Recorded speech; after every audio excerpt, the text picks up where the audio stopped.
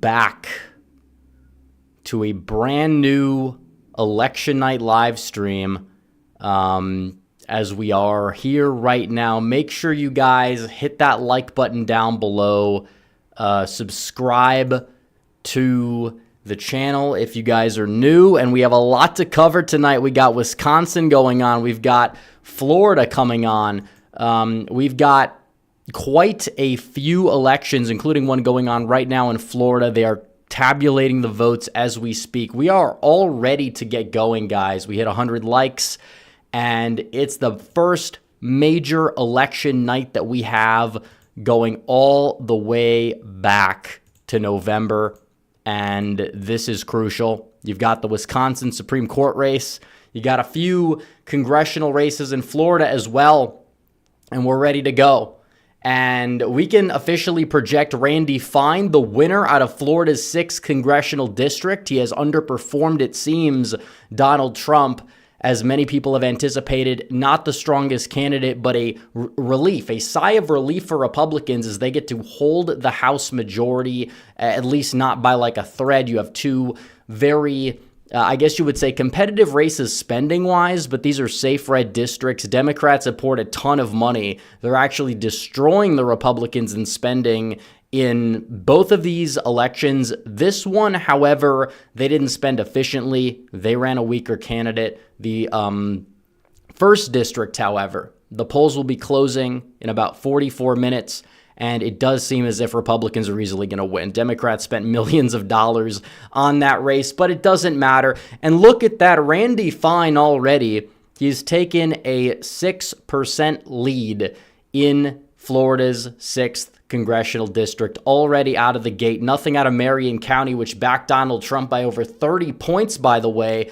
But you're seeing this Randy Fine. A lot of Democrats hope they might be able to pick this one off, but Republicans, they showed up like crazy today in Florida, and they showed up even crazier in the state of Wisconsin. We understand not Janet, that was the last time. That was 2023, but Susan Crawford, she might be in for some trouble. And we understand that she's favored in this race. I predicted her to win the race.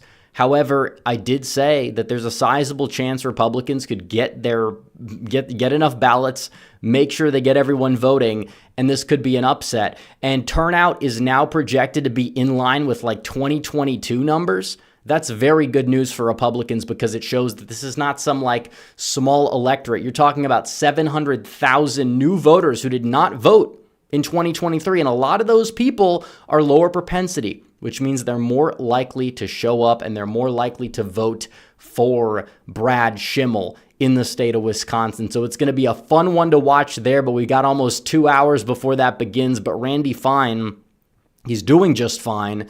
And a lot of people are breathing a sigh of relief. You know, Randy Fine, there's criticism to be had.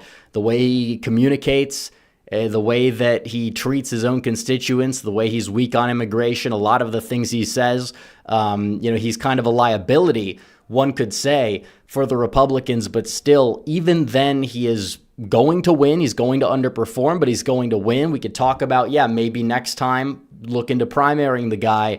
But still, this is a crucial seat to win, whether you like the guy or not. And he got a big showing on Election Day. The Peter Griffin lookalike is going to Congress, and that we know. He's going to the House, so you already have one seat. 220. That's what they're going to have at the end of the night, most likely. They had 218 right now. They didn't want to go below the 218 threshold, which is why Donald Trump said, Elise Stefanik, you need to stay in the House. We're going to find a new UN ambassador. We'll have you in my administration eventually. But as for right now, we got to hold the House majority. And right now, it seems like Republicans are doing that. They're breathing a sigh of relief. There was a big push on the Democrat side. And Josh Will in the early vote, neck and neck with Randy Fine. But Election Day, a big cavalry of votes that came out for Randy Fine, and we're seeing those votes get tabulated right now, and that's why he's doing so well. So make sure you guys like the stream. Make sure you guys subscribe. We have a super chat goal that we have set. We're going to be doing yellow super chats and above So $10 and above, 30 of them. We're going to have a big crowd tonight, so we're going to have a lot of people, but we've set a goal. So if you guys want to help us reach that goal, make sure you send in a yellow super chat or above. We can get there eventually. We have a 3-hour goal period. We'll extend it if we need to, by the way, because I know that this stream is probably going to be going on for more than 3 hours, which I'm looking forward to. It is probably going to be our longest stream since election night 2024, so I'm all here for it. So without further ado, we're going to watch the results. We're going to get to the super chats, and we're going to go from there. So let's see what we have in the super chat department. Johnny Heartdog, as is tradition, will be starting us off tonight, as he says, not worried about Florida and not hopeful about Wisconsin, hoping for a surprise in Wisconsin, but not expecting it. Well, a lot of people probably have that same feeling. This is an election where the Democrats have a lot in their favor already because the higher propensity electorate, especially in the state of Wisconsin, is heavily Democratic. You saw this in 2023 when the Democrats flipped the Supreme Court from conservative to liberal. Technically, it's a nonpartisan race, but turnout is much higher. You have a much stronger candidate in Brad Schimmel, and if he's able to go out there and win, then it would be an upset, but he's got a fighting chance. We'd love to see it happen, but it's going to be a contested race because there's a big showing today of Republicans in Florida and Wisconsin. The question is it going to be enough to pull off an upset, which would be absolutely massive? And an off-year election, not even a midterm, but an off-year election in a state with a heavy, low propensity Trump base. If you're able to get these voters out in an election like this, like I've said, Democrats would not stand a chance in the Rust Belt for very much longer. They would not be winning election after election after election. But, we kind of see this whole dynamic take place where you found exceptions to the rule for sure. But it seems like as of lately, Republicans have really been struggling in many places since they've been that low propensity party. And as of right now, it does seem as if this race in Wisconsin, given the polling data, given some other things that we've seen, is not looking too great. But then when you look at the raw turnout numbers and the early voting data, it's like, okay, well, maybe there's a chance here. Because if you look at like the models, Republicans in the early vote are ahead by like 11%, and you have a massive showing on election day. You have reports out of Waukesha and Washington counties that you're talking about near presidential level turnout in some of these wards. I mean, you would love to see that happen. I'm not saying it's going to sustain itself, but you would love to see it happen if it does. So, Johnny Heartdog for $10 says, a bit off topic, but there's a lot of talk about a Trump third term. I don't think it'll happen, nor do I wish it to. Let Vance take the reins. Besides, even if he does find a loophole, I don't think he'd win. I gotta run. Hopefully I'll be home before the end of the stream. If not, talk to you later. Well, I appreciate the super chats. As for a Trump third term, I don't think I think it's mainly like an own the libs type of trolling thing. I don't think he's actually going to go for a third term. If he found a loophole, could he win? Well, you might have the smackdown of a century, Trump v. Obama. Would Obama jump back in the ring knowing he possibly could? Maybe, because the Democrats wouldn't really have another option, because he's much weaker than he was, but would he be their strongest candidate compared to all these other clowns? Yeah. I don't think anybody's debating that. But I think Trump could win? I think he could. It depends on if his administration's popular. Biden's problem wasn't his mental state even, or his age, or any of that stuff. It was the fact that he was weak. He was a weak leader, and he was incompetent.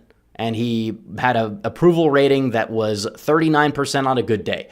And that is not a very good thing if you want to win a presidential election, or for your party to win a presidential election. So, of course, there's going to be more of a spotlight. If Biden was somewhat like, senile, but the economy was good and all this other stuff was going on. I'm not saying Trump is going to be Biden-level mental state. He's not. No way in hell.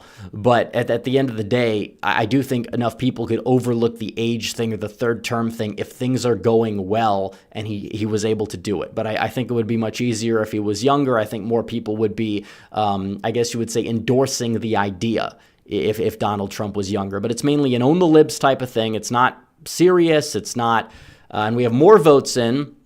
Randy Fine extends his lead to 8.4 percentage points, and that is a very very good development there out of the state of Florida as we can see it. So there we go.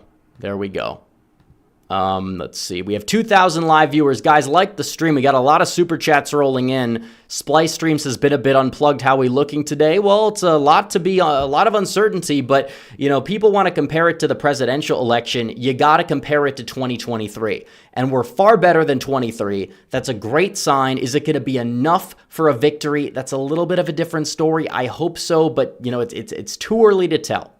I really am looking forward to finding out within the next hour and a half or so, but it's a little too early to tell. But Randy Fine up by 8.5 percentage points over Josh Wheel as things stand right now. Those third-party candidates not exactly making a dent. So I don't think you're seeing much Republican defection from Randy Fine. Besides, Josh Wheel is somebody who is a lunatic. I mean, he's like an Ilhan Omar type of guy running for a R plus 30 seat in Florida. Now, Randy Fine is weak. He's not turning out the base enough, which means that it's going to be a closer election than people anticipate. But if you look at the first district, this one, it might actually be an underperformance. I'm expecting it to be because the Democrats, they've spent all this money on the big gay Valamant, who a very unfortunate name, especially in politics for anybody to have. But they're running a Democrat who's like a gun grabber, but they've given a ridiculous amount of donations. It's like millions of dollars more so than Petranis, but it's such a red district. Petranis is going to win relatively easily that we see. But you're looking at the Florida. We can go to the turnout tracker.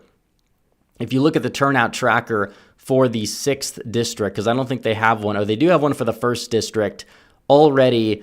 You look at the turnout, they're still counting, we understand, but R plus 29, so that's like a 10-point underperformance, which is expected.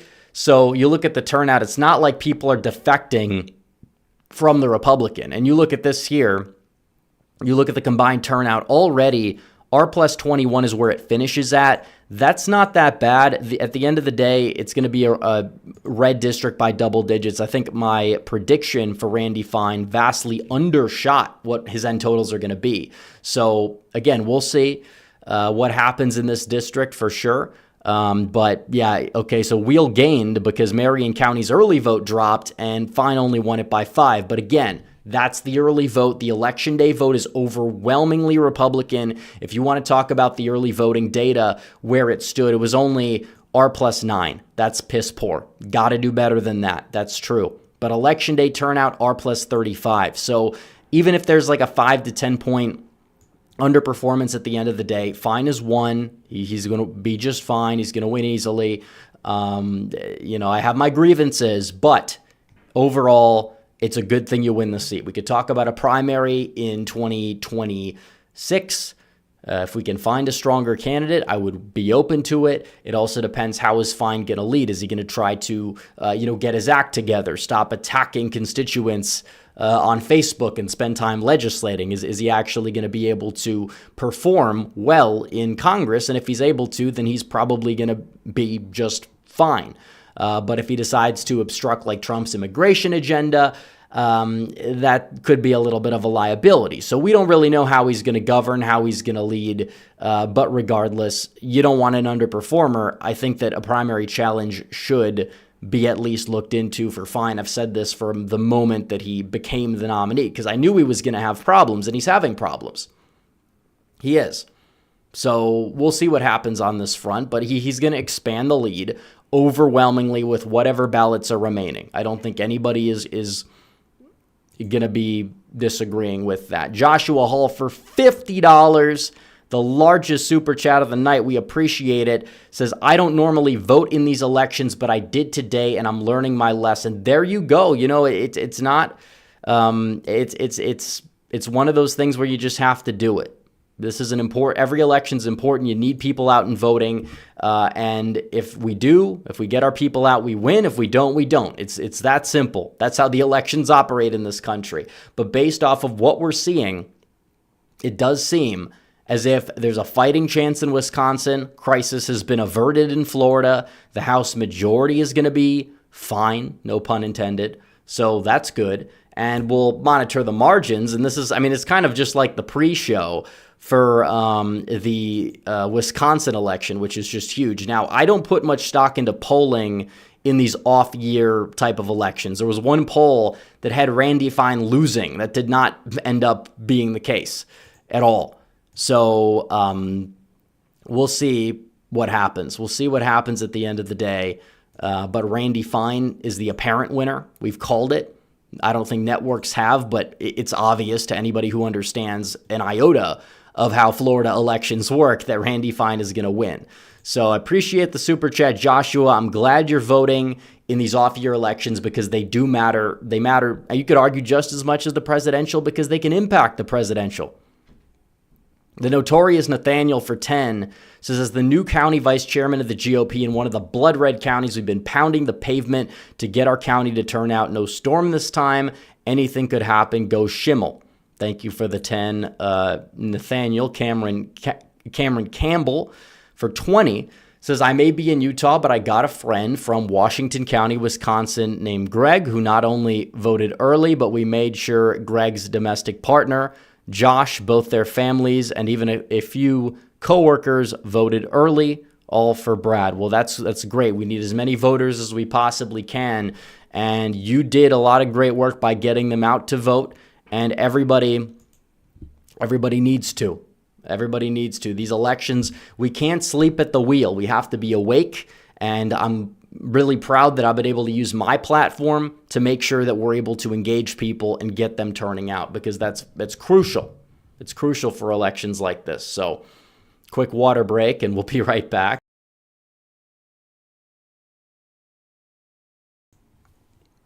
Okay. We're getting better at muting the microphone because we have had some complaints on that front, but we'll see. Hopefully we have 100% mute rate this stream. We were close in the last stream. We weren't perfect. Mike Oxard says, as evil as Randy is, we need to hold the house. I agree. I mean, the guy's a blowhard. But either way, I'd rather have him there than not have him there. Because he won the primary. The time to oppose your candidates is the primary. It is not the general election. So if you're able to, in the primary, oppose a candidate that happens to be weak or happens to be a rhino or whatever, that's the time to do it. The general election is not the time to do it. And they projected him on the New York Times the winner, as I was just saying that. So already that means Republicans have 219 seats in the House once he's sworn in. It's going to be 220 because we know that Petraeus is going to win easily. Say it louder for the people in back, please. For 20, thank you. Secession Now is complaining at me because he thinks that the reason why everyone hates Fine. Look, on the internet, yeah, but this notion that everybody who doesn't like Randy Fine happens to be because he likes Israel or whatever. I mean, that's not true. Most Republican voters in this district are, boomers who are very pro-Israel. Let's be completely honest here. There's going to be some internet hate, but I don't even think it's his posts that have been outlandish about dead children cheering it on that is why he's underperforming. I think he's underperforming because in general he's a weak candidate, and the fact that he engages in that type of just strange behavior on social media kind of encapsulates his entire personality. It's not because he likes Israel. Everyone in Congress, for the most part, on the Republican side, likes Israel. Randy Fine is somebody who is just a blowhard. He's weak on immigration. He talks out of both sides of his mouth. He threw Trump under the bus on 1/6. And yeah, some of those comments that he's made, they're objectively outlandish. Now, on the other hand, Josh Wheel is the opposite on that issue. He's Mr. Palestine over there. Pro Hamas. They call him Jihadi Josh for a reason. So it's not like his opponent is any more outlandish or out of step with the average voter who's very pro-Israel in this part of Florida, if we're going to be completely honest with each other. You may not like that. There's a segment of the right that thinks that we need to reevaluate our approach, but that's not the point. We're giving analysis to the election here. There's many reasons why Fine is weak. That's maybe some of his comments have been one of the limiting reasons, but that's very online stuff. There's more IRL type of stuff that showcases why Fine is a weak candidate and why a lot of Republicans are not really the biggest fans of the guy on the ground in Florida, because he's just known as a blowhard. And he won, and I'm glad he won, but he possibly could get primaried out because he's a blowhard. And when you get to Congress, there's a spotlight that is on you 24/7, and you can't be acting like that, or there's going to be a lot of people in your district that are going to be fed up. So 12 says 35 registered Republicans voted in the St. John's early vote. Fine received 34-20 in the early vote in St. John's County. How is that even possible? Well, it's possible that some voted against him. I'm not entirely sure if that wasn't a full early vote dump. I'm not sure. But either way, if that's some attempt at ballot manipulation, it's not a very good one, because he's going to win. He's going to win easily. But yeah, it's possible that he's not doing well among independents, and he is not, he's not getting any Democrat support, and he's bleeding some Republicans to the third parties, to even Wheel. Maybe they don't know much about Wheel. They just don't like Fine. They're voting against Fine. So there's plenty of reasons for why that might be. It's not like Florida's a hub of election shenanigans. There's none down there. Wisconsin, we'll get to that in a minute, because this election is crucial. And if there's going to be any shenanigans from anybody, I'd watch Milwaukee late in the night, just like we saw in the presidential election. Trump beat it. Eric Hovde may not have been so fortunate, because there's a lot of boomers in the Driftless area that for some reason they like Tammy Baldwin, despite her being the epitome of everything Donald Trump is not. She votes against everything he supports, but they split their tickets anyways. It's mind-numbing. And then you also have the people that leave their ballots blank. And who knows what happens? It happens on both sides. So maybe you have some Democrats there, you never know what could happen. Are people filling them out more on one side than the other, without the voter even knowing or being in the room? I don't know. I can't confirm or deny that, but it's a theory that a lot of people have. Doesn't make it right, but it's a theory. Jack9298 for 10 says, was able to get my cousin who lives in Maryland to get his grandfather who lives in Wisconsin to vote for Brad. Every vote counts. Appreciate what you do. Well, thank you for doing that, and thank you for the super chat. But we need people doing this. And I told people, even if you know someone in Wisconsin, just send them a message, because not a lot of people know this election's going on. So it's a big help to get these people out. It's a big, big help. So we'll see. Currently, Volusia County, Randy Fine is trailing with 90% of the vote in, but he looks to probably win that county. I don't know if is that part of the county or is that the full county? Let's see. Might only just be part of it. But the top part, it should still go red. But St. John's went red by 11. Flagler, all of the votes are in, went red by 15. But again, that is an underperformance from Trump's margin. Trump won it by 28. So Fine is underrunning Trump in a lot of these places. St. John's, that's the southern tip, so that's not the full county, but Putnam County. We'll look at Putnam. 74-26. Putnam right now, that's the early vote. It's going to get redder, but 59-40, that is not really a great performance from Randy Fine. It is an electoral liability as things stand now. You don't want that to happen. If he was running against a stronger Democrat, there's a chance that this would have been much more competitive. So you don't want to risk that for sure. 82% of the votes are in.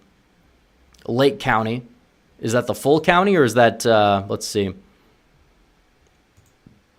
No, it's not the full county. Marion, I think, is the full. 65-34, or maybe just a part of it.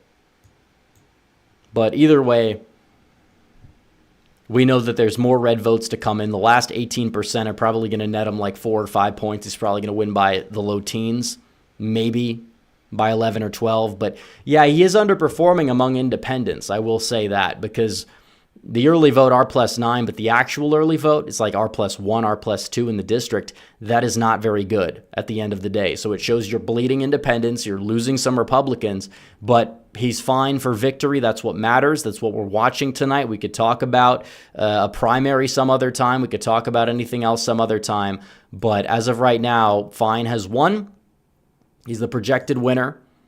And that is definitely something that is a positive development for Republicans, a sigh of relief for Donald Trump and his administration as well, not having to deal with a narrow House majority. Somebody passes away and it's 218, 217.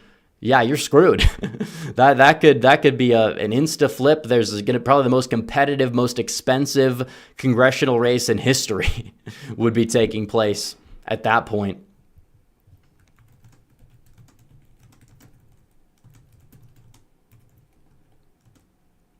It's just insane. But either way, we did avert a crisis, which is good.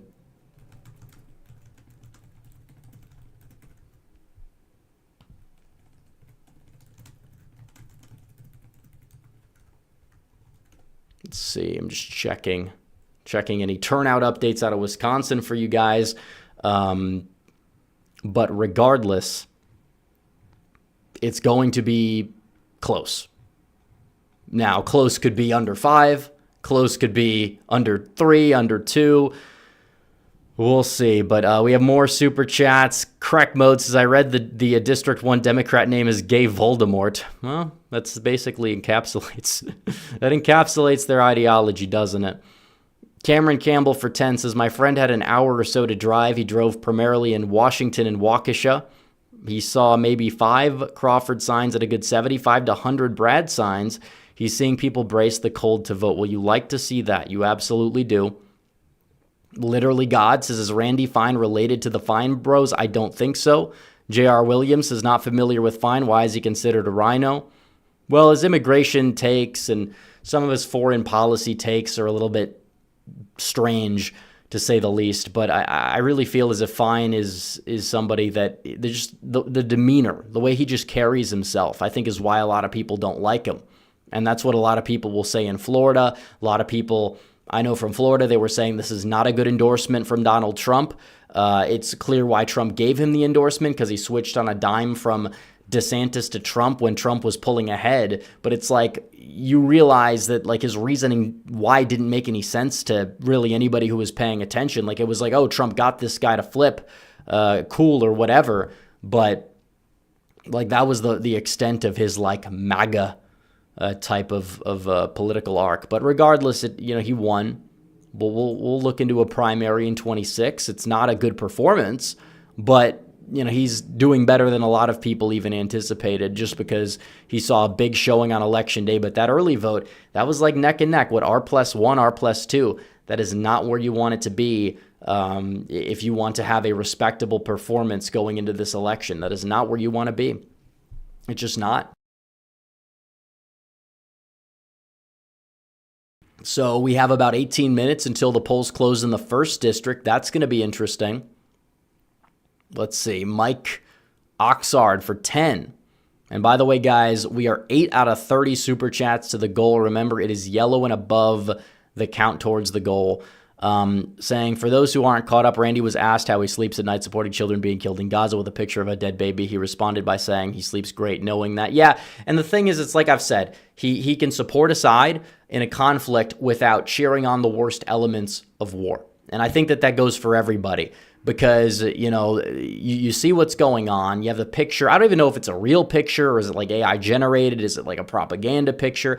I don't know. But regardless, it's a bad look anytime something like that happens in war. Now, war has a lot of unfortunate externalities. Usually there's going to be civilians that die. It happens in every side of every single conflict that has taken place in the entire world.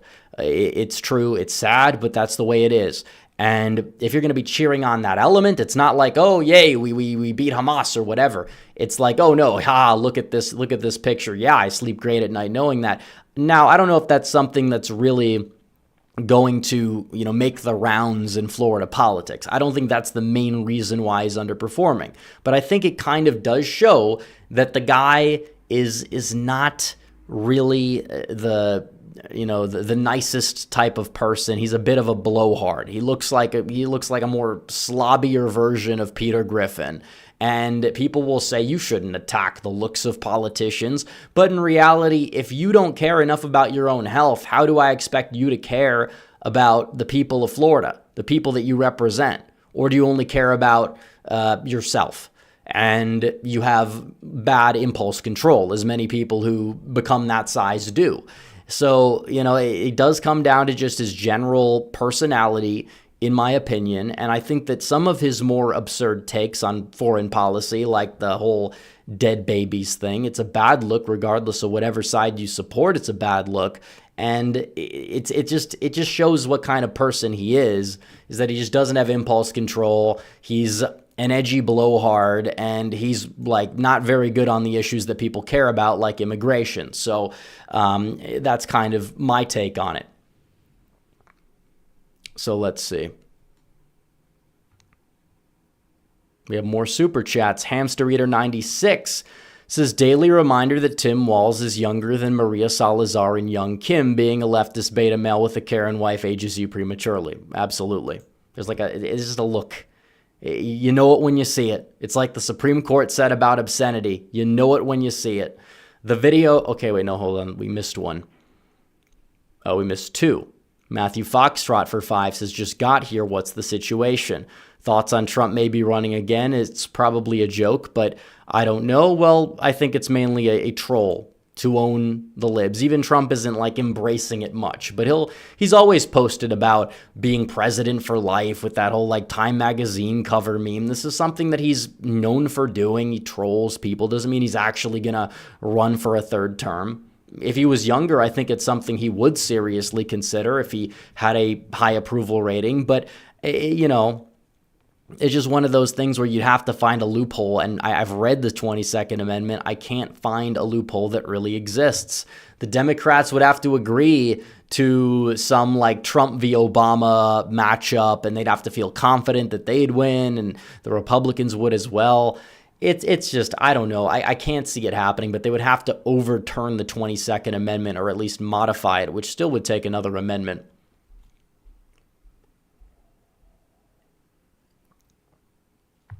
But let's see. We have more super chats on the way. Businessman Sam for 10. And we're 10 out of 30 to the goal, by the way, just for the record. Hey, Rep, interesting story. I was talking to somebody today who didn't vote in 2024. He said his dad voted twice for Kamala because of this. In Wisconsin, voted for Brad this morning. I don't know what you mean by voted twice, but basically in terms of letting his dad fill out his ballot for him or something. I mean, I don't know how legal that is. It just depends on how he did it. But yeah, well, it's good that he voted for Brad. I'm glad that there's people that never voted before that are going to be voting for Brad, and maybe there's an outside chance he wins. And that's my takeaway. The Video Maker 2341 says, find the type of person to hate Middle Eastern Christians. Yeah, kind of. He did say Palestinian equals demon. And it's like, do you think that every Palestinian American, many of which are actually Christian, are demons? Because I think that that's kind of insulting. And I say that as somebody who doesn't support Palestine. Now, in terms of who he hates, I think he hates everybody, including himself. I think he's just a spiteful person. I'm not going to psychoanalyze the guy. But would I need him in Congress over a Democrat? Yeah, absolutely. I mean, that goes without saying. Jeremy G says, hey, Rep, I'm coming for you. And then the next super chat says April Fools. It is true. It is April Fool's today, but the election results are no joke. And now Randy Fine has taken a 9-point lead with 83% reporting. Volusia County is red. Every county is now red in this district. So an underperformance, but not the worst performance that possibly could have happened. Crisis averted. As I said, Fine would win by 11. Now, the data today showed that maybe he'd win by more than that, but seeing how the independents are voting, maybe you're looking at Fine, and he's not really doing too well with them. So maybe my original prediction will be right, but I think he's gonna do a little bit better when all the votes are counted, because there's a lot of votes left in Putnam County, Marion County, Lake County is fully in, Volusia's almost fully in, so he's doing fine. No pun intended. Well, has to be a little bit of an intended pun at this point, but Hamster Eater 96 says, in Peter Griffin voice, "Hey, Lois, this is worse than the time I lost Volusia County." Yeah, true. Yeah, he does have that look. He does. The No Skill Gamer says, "I live in Florida, got 5 members of my family who live in Wisconsin to vote for Brad, plus they got a few friends of theirs to go with them." That's great. And by the way, guys, if you're in Wisconsin listening to this and you haven't voted yet, get your ass to the polls right now. Stop watching this stream. Go to the polls. Go vote. It's not too late. You have an hour and, you have an hour and 11 minutes, I believe, until the polls close. Let me make sure. Yeah, 9 p.m. So it's 7:50. You got an hour. There's no excuse to not vote. If we lose by 1 vote, you're to blame. You don't want to be to blame. We can win this thing. It's true that we're the underdogs, but we can win this thing. Secession now says Fine went to Israel to sign. I thought that was DeSantis. DeSantis is the governor, not Randy Fine. Now, I agree. That bill is a blatant violation of the First Amendment based on what it does. I agree 100%. You can't do that. You can't have protections for certain groups, but not others. And when you do it, it's like free speech would be gutted. I think it's a bad precedent to set. I think it violates the First Amendment. I think there's other ways to get the point across. It's already illegal to do a lot of the good things that bill supposedly is trying to prevent, or at least the bad things that it's trying to prevent, the good intention of it. As for the Bible being illegal, it's not illegal in Florida. So that part is technically not true. I know what you're talking about. I know what you're referencing in that bill that DeSantis signed. Either way, I think it is a violation of the First Amendment, and certain elements of that bill are already illegal. The ones that the proponents of the bill will tout and say, these things are like, things that aren't that bad. This is what it actually does. And it's like the law already prevents you. You can't draw, a swastika on somebody's front driveway and get away with it. You can't do that already. Like that's already illegal. When you have a bill that's trying to hide behind that to, I guess you would say, push a narrative of like, oh, we're gonna rein in some speech that we don't like, and that's actually what it does. The bill's a Trojan horse, and I think DeSantis doing that hurt his chances of peeling off some of the base. Didn't really help him, but that's besides the point. Mike Oxart says, "I personally find the third-term trolling funny, but on the other hand, it's pouring fuel on the fire that Blumph is a dictator." Yeah, but I don't care. Look, it doesn't matter. He won. Who cares if they call him a dictator? I want him to be a strong leader. I want him to enact his agenda. We had a dictator for 4 years, a brain-dead dictator. There's nothing in between his ears, no brain cells left, just pure dementia. That's what you had with Biden, but the people around him, they turned it into their own little woke dictatorship and then used their goons to try and throw Trump behind bars, and they failed miserably. He won in a big, decisive victory across every swing state because of it, not in spite of it. Partially it was because of it. That's not the only reason why he won. But I heard, if Trump is a felon, nobody's going to vote for him. Wins the popular vote. Oh, wow. They said that could never happen. But it did. So, yeah, 9-point lead as things stand right now out of Florida's 6th congressional district. Randy Fine is going to the House. We have 7 minutes before we will analyze the election between Jimmy Petronis. The polls are closing. Jimmy Petronis will succeed Matt Gaetz, most likely. He's going up against a well-funded Democrat who is going to lose anyways by the name of Gay Voldemort, as somebody put it in chat, because I don't know how to pronounce that last name, but I like the pronunciation some super chatter sent in better, so we're going to use that one. The Politivoice is what's going on with Cory Booker. I don't know. He's just...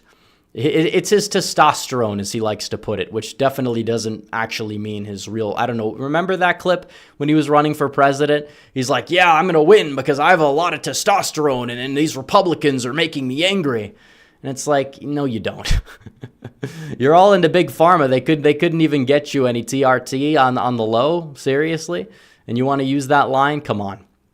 Come on, Corey, you're a joke. Nobody cares. They're trying to something Elon bad. That's all they're trying to get at. That's the way I see it. Low and a Gee for 10-month member chat says, assuming Ohio maintains its current path and Vivek wins the primary, do you see any risk of him losing the general? Well, I think that you could talk about an underperformance, but I don't think he's going to lose.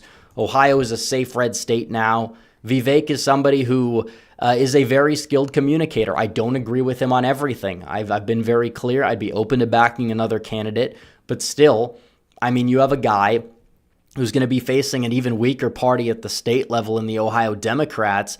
And on top of it, it's like he's a very skilled campaigner. He is a dog on the campaign trail. He will go to every county. He will do everything possible to, turn out as many voters. Even if he is favored to win, he's still going to be doing it. I mean, just that alone, I think, is going to prevent him from really being at risk of losing. But there are a lot of legitimate criticisms about Vivek, and that's true.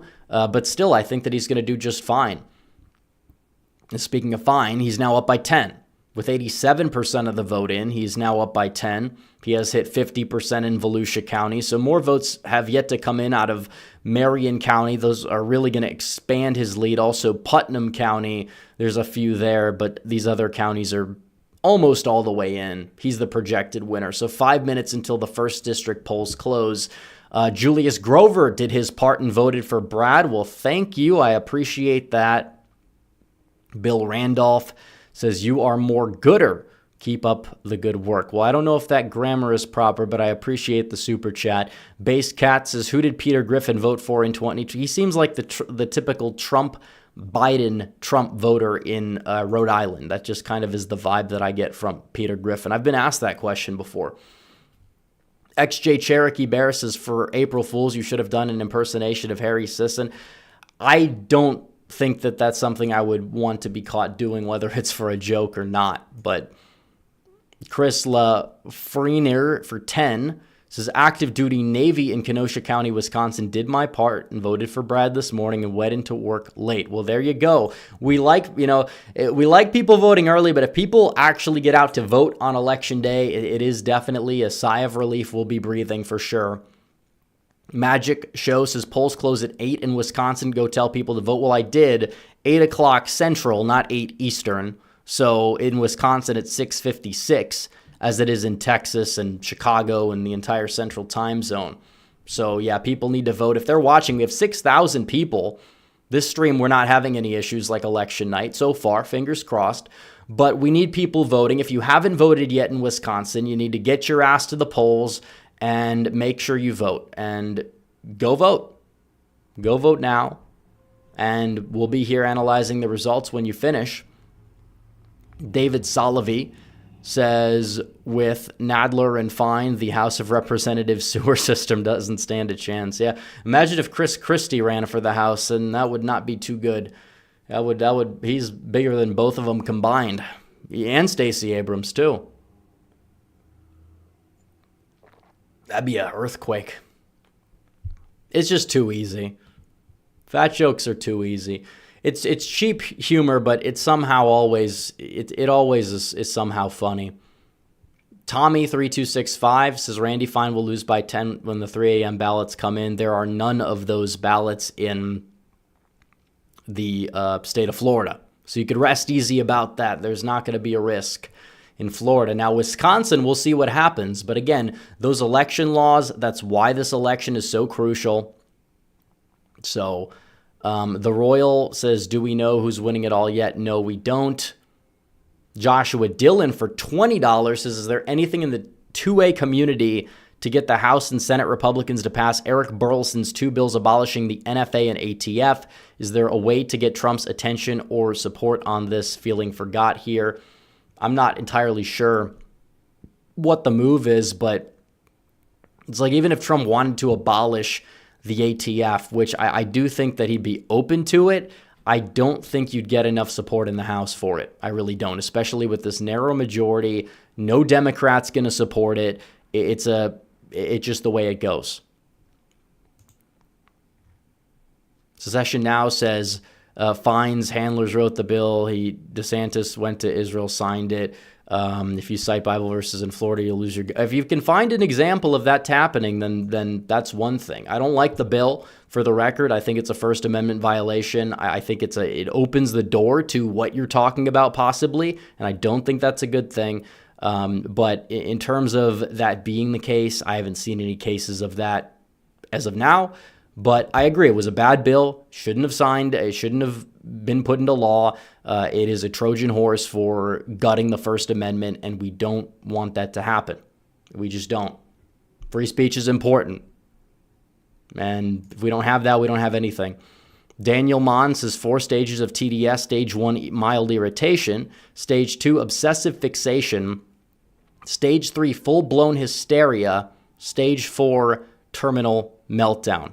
Yeah, I agree. Well, we definitely see a lot of stage 4 on election night, and maybe if a miracle takes place in Milwaukee, Metro Milwaukee, the miracle in Milwaukee, the miracle in Wisconsin, if that can happen, then you will see a meltdown. People will blame Trump. You will see clips tomorrow morning of people on CNN whining about it. And of course, if Republicans overperform expectations and barely lose, they will say it's the biggest loss ever.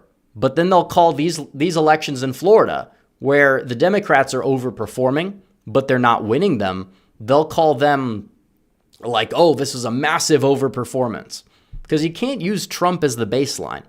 You can't. It's a special election. We know Democrats have an advantage because they are the more, college-educated population. That doesn't mean that they win 100% of those voters, but you've seen a realignment shift, and maybe it could boomerang as more younger voters that are going to college are a lot less liberal than those who went even when I was there a few years ago. So you're seeing a massive shift. And part of it is the younger Zoomers being a little different than the older Zoomers, but both are moving to the right. So you love to see that. So we'll be comparing the results to 2023. We will have the presidential results up as well, for sure, out of Wisconsin when we get more votes in. But the first hour is in Randy Fine. He's up by a good margin. And in the first district, polls have closed, so we're waiting results. And Florida counts their ballots quickly. Wisconsin's going to be a lot slower. We might be here for a while, so buckle up, grab some popcorn, and let's go. Bob Dole for 25, thank you. We're almost halfway to the goal. Keep in mind there's a timer. There's only 2 hours left. We're already halfway there. FM32047 says feelings on 2026 Senate seats, and even though it's a while out, any thoughts on Senate candidates Republicans can run in 28 for Nevada, Arizona, Pennsylvania, and Georgia?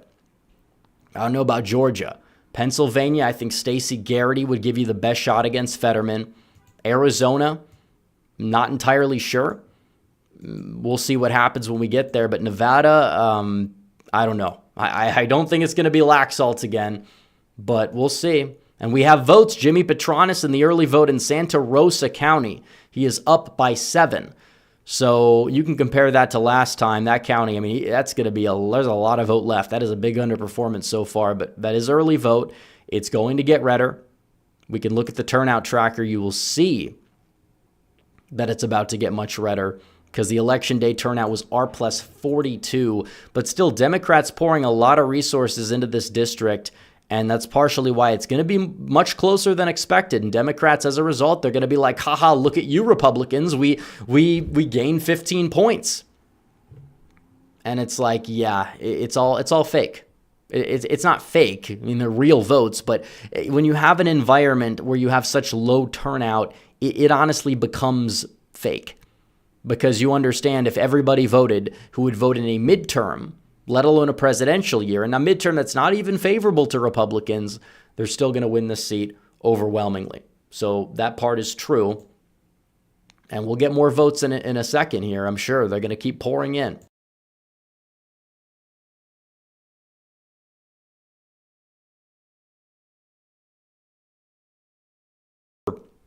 But you guys want to make sure you guys like the stream. Let's get to 2,000 likes. We're almost there. And if you guys want to super chat, if you guys want to help hit the goal, make sure that you guys send in a yellow super chat or above. Otherwise, they won't count towards the goal. But we will read them. Okay, we did that one. Joshua Dillon says, what about the short acted as 55 sponsors remove SRBs, SBS, and AOWs from the NFA? I don't fully know what all those acronyms mean. I would say that there's a possibility that there could be some bill that would gut the ATF, but I don't know if you're going to pass a bill that's going to fully abolish it. It should be abolished. I agree. It should be a convenience store, not a government agency. But sadly, that's not the way things are. And we have more votes. Petronas now is up by 14. Walton County's in. This looks more like an early vote we'd expect. Jimmy Petronas is up by 33 in Walton County. Walton County, again, Trump won it by 58. So an underperformance, but it is early vote. 13% of the total vote is in. We are waiting on Okaloosa. We're waiting on Escambia, or however you pronounce the county. I'm sure somebody's going to have an issue with it. But Randy Fine up by 10, no new votes reported. Jimmy Petronas is up by 13.5. Again, my prediction was he'd win by around 25. That seems to somewhat be in the ballpark here. I don't know what the end result is going to be. Truth Patriot, thank you for the member chat, or no, thank you for becoming a member. It's a new member. Mike Oxart says, one more super chat. Thanks for actually being America first. Well, I appreciate it. There's a lot of people that are not. It's true. You have a lot of people that will claim, and then when it comes to issues that matter, they're nowhere to be found. That's not good. Matthew Foxtrot for 10, so we're halfway to the goal. Says, I'm in North Carolina. While he hasn't said anything, I could see our last governor running for the Senate, and he will beat an unpopular Tillis. He needs to be primaried. Well, I don't think he's going to be primaried, but I don't think he would beat Tillis. I think he could beat Tillis. I think it would still be a toss-up. So we have more votes in, and in Escambia County, which, again, is much less red, the early vote is in, and Gay is up by 11. And again, that's going to eventually come down for sure, but that is a solid dump for her. I believe it's a her.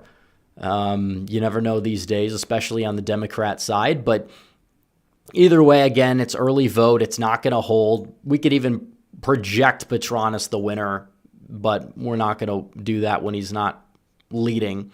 But make sure you guys like the stream. Let's get to 3,000. We got enough people. Let's get to 3,000 likes. If you guys want to send in super chats, keep the conversation going while we wait for the polls to close. Feel free. Tom Saff says Elon Musk undercovered a lot of dead people on the rolls in Wisconsin. Yeah, I mean, it's something that needs to be cleaned up. It was a problem in Michigan. It's one of the reasons why I was worried about Michigan. I didn't have Trump winning it in the final map, but I'm glad that I was proven wrong. But yeah, you got to look at you got to look at what's going on, after hours in some of these places. You got to beat it, and these election laws matter, and that's why the Supreme Court race in Wisconsin is so crucial. It is so crucial. So about an underperformance in the early vote from the final totals in all of these districts by, it seems like 20 points plus. So that's going to narrow, but it's not the best performance overall for Petronas so far. And again, he was vastly outspent. Democrats spent a ridiculous amount of money. They're not going to win the seat. Don't worry about it. They're not going to win it, but it is what it is. Randy Fine up by 10. Gay Voldemort is in the lead for now. It's not going to hold. Zoo Angus says, when is Rep going to run for Congress? Well, Congress, yeah, a lot of YouTubers will go straight to Congress. They'll be like, I want to run for Congress. I want to primary this person. I'm not talking about anybody in particular. Some of them have done surprisingly well. You could look at Brandon in Texas. This last cycle was a heartbreaker that he lost that primary to the Rhino Gonzalez. But it's like I could run for Congress in a deep blue district, and I could grift donations and win the primary and lose the general, and I'm not going to do that. And then there's safer districts where it's like I'm just like a freelance consultant that basically just puts content on the internet that people enjoy, and it's very informative, and I'd like to believe I'm very skilled at what I do, and I have a lot of great ideas, and I would be a great congressman. But if you want to really leverage the platform, it's better to start not like local, but like, maybe state rep, state senator. If I was going to run for office, I probably would do that first, because I've always been talking about, we got to build a bench and eventually maybe go for Congress or something, or maybe even something greater. But as of right now, I'm doing what I'm doing, and maybe one day we'll get there, but I don't have any ambitions to run in 26, even though I'm eligible. I'm eligible to run for Congress starting in May. If there was a special election, I could do it. I would be old enough, but it's not a high priority as of now, especially Congress. So Joshua Dillon for 10 says, last one, is there a chance if we hold the House and Senate in 26 and 28 with Gaines? And now, okay, so the Libertarian candidate took votes away from both. That's strange, but either way, let's see. That was that was Okaloosa County, which Petranis leads by 7, and Donald Trump won by 43. So again, there's going to be a big wave of election day votes that's going to carry Petranis, but I'm shocked that the early vote in this district is actually bluer than what we have seen in Randy Fine's district. That is shocking to me.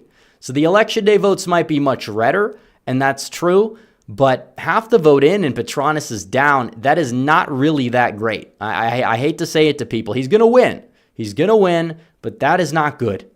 That is not good at all. Now, it's not going to impact Wisconsin. We'll cross that bridge when we get there. We're not favored in Wisconsin. Now Fine is up by over 11. So we'll watch this race, but that early vote data is not good. Republicans asleep at the wheel in Florida, of all places, with a candidate who used to occupy statewide office. That is not a good sign. At least, I understand the Democrats have really been trying to hammer in this whole this whole fundraising thing for this seat they have no chance in and still don't have a chance in, but that's not the best showing. It's not. Hate to say it. I'll be the first to say it. I'm not thrilled with that result. So we'll see what happens when we get the election day votes in, but still. In terms of holding the House and Senate in 26 and 28, as Joshua said in his super chat, would that be the death nail for the Dems? It possibly, you talk about the 2030s, it could get ugly. It would be a death nail for the Dems as we know it, because they would have to reinvent their party, and I don't know how they would go about doing that, but they really would need to reinvent their party in order to compete in the 2030s, because the election map isn't favorable. They could maybe squeak out a win, but the way the culture is headed, the way they're bleeding minorities and young voters, and it's just not looking too good. Not looking too great for them. I really have to just be honest when I'm saying it, but it's true.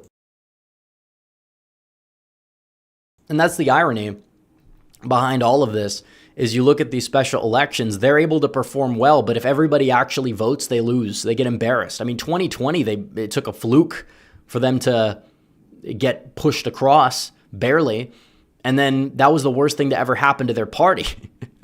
It really was. In 2022, they got cocky, they got confident. Well, look what happened. But yeah, Petranis not doing so well. I don't know what exactly the deal is, but he's taken the lead, and now he's up by 3. Walton County report. Okay, he's really doing well there. Now, Walton County voted, if it gave Donald Trump 79, he's at 71. So he's not underperforming a ridiculous amount there. And he really made up a lot of the gap in election day votes. We'll see how that continues, but I think we can project Jimmy Petranis, the winner, out of the Florida's 1st congressional district, winning an election that is going to be too close for comfort, it seems, even though his margin of victory is almost certainly going to expand. John Ainsworth says, don't the Dems have 2 seats in the House they need to fill? Could we steal those? I assume when you mean steal, you mean flip. I don't think it's going to happen. I think they're just too blue, and we're not going to be able to, you could overperform in them, but you're not going to be able to flip them. Justine Hintz for 20. Thank you for the super chat. The Chiefs Way for 10 says, today our local area conservative radio host Dan O'Donnell said the Wisconsin vote could get up to 2.5 million, 3 million votes last November. Well, I'm going to fact check that one because it was over 3 million. It was like 3.4. But still, I agree that it's getting up there because 2022 was like 2.6.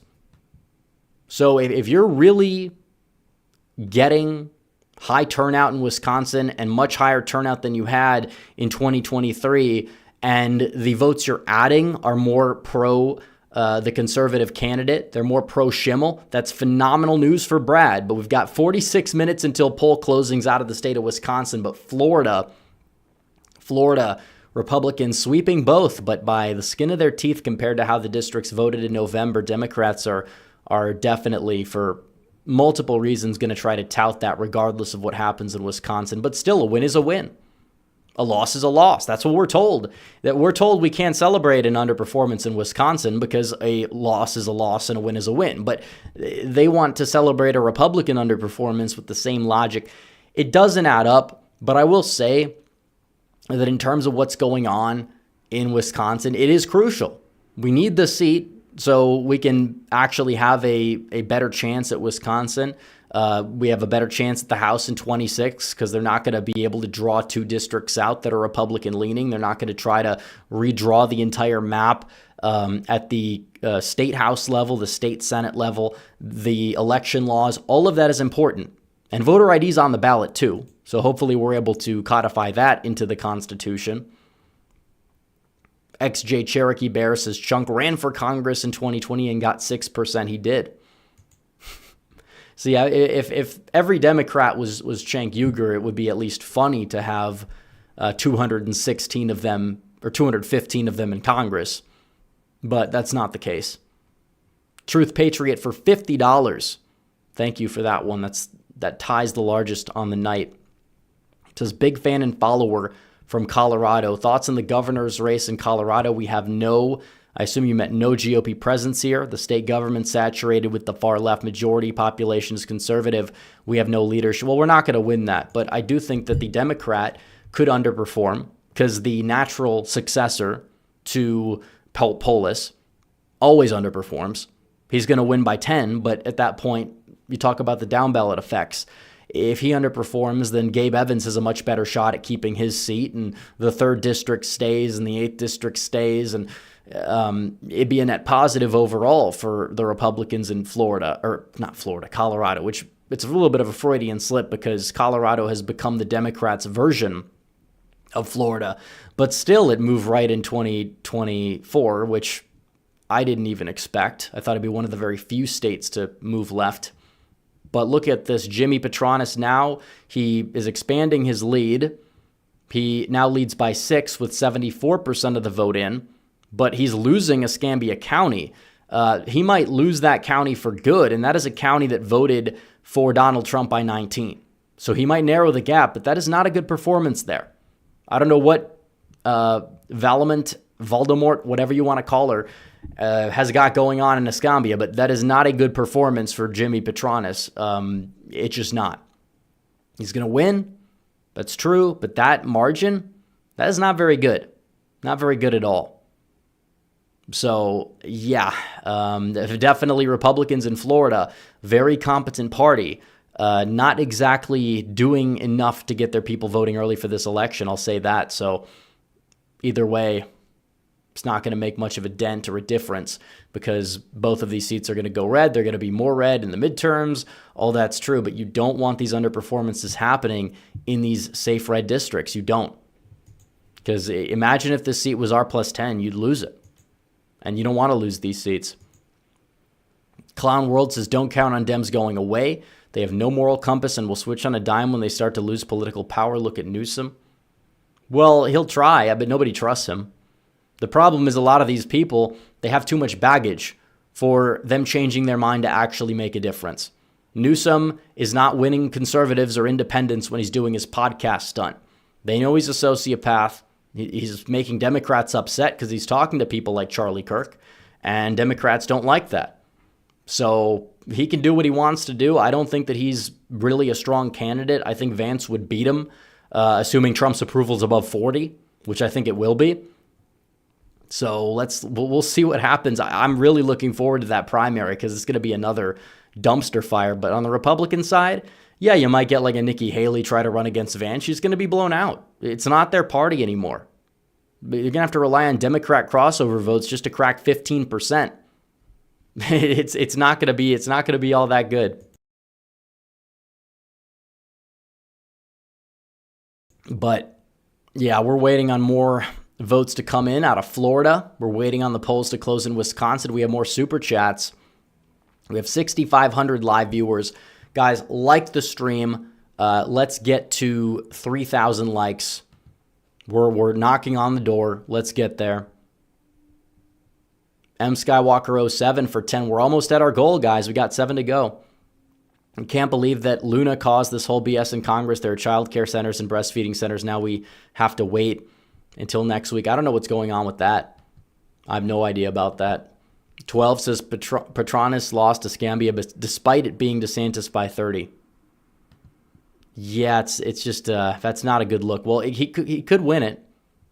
There's still 10% left, but they have to win that 10% overwhelmingly. I don't know if he's on track to win it. I'd say he's on track to lose it. Now, he's doing much better in Walton, 72-28. That's more in line with Trump's margin, 79-21. It's still an underperformance of about, if you do the math, like 14. Santa Rosa's looking better. He's at 61, but Trump got 75. So, again, he's doing better, but not like all that solid. Now, the Escambia County is a disaster. John Alt, with another record-tying super chat on the night for 50, says, little conversation related to the special election locally. We need to do more in Escambia. Not a hard fix for 26. Let them spend their money. Well, I appreciate the insight, and I agree. The Democrats really overplayed their hand to have an overperformance. That's what's going on here. But it's like either way, they're not going to win. They're not going to win. They're going to try to delude people into thinking they could maybe get closer in 26 and then not. Like if you want to compare the raw totals of the gay voters, the voters for gay, to the amount of voters that you had for Gates, or Gates' opponent, she ran against Gates, actually. So she already had a name presence, and she got a whopping 141,000 votes. Right now, she's at 57,000, so it's a turnout thing. It's 100% a turnout thing. You're not having high turnout. She didn't even get half the vote total that she got against Matt Gaetz when Donald Trump was at the top of the ticket. And, of course, Gaetz being outgoing, they're able to kind of capitalize on, oh, he's controversial. Usually when controversial candidates retire or resign, they have special elections, and usually the party out of power for that seat vastly overperforms, and then it reverts back in the next cycle. So maybe that's what we're seeing in this election. Maybe it's not. Maybe that's a cope. But I think it's mainly the money that's playing a role for sure. But we'll definitely be keeping the Wisconsin map in the loop for sure about the comparison. But I think this map is going to be even more crucial because this was the last special election, or not special election, but Supreme Court off-year election in an April of an off year. And this is going to be the baseline comparison. So we'll watch and we'll see. We can compare the percentages. Look at Petronis. Now he's off to the races. He's up by 12. Okaloosa County, he won it 60-39. But if you compare that to Donald Trump's margin in the state of Florida, if we could pull that up, Trump won it 71-28. So again, you're talking about a 40-point win being cut down to a 20-point win. That's not very good. So there's more votes to be tabulated here, but Petronis is not doing all that solid. He's not doing all that well. And I think it's going to be something that is an easy fix, as one of our super chatters brought up, but you still wouldn't want this to be happening. You wouldn't want it to happen. It's not a good look. It's just not. So we'll monitor. We'll monitor the situation.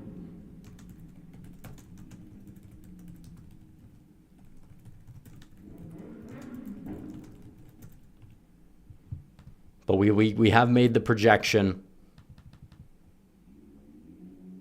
But we'll see. So, yeah, turnout problem. I agree.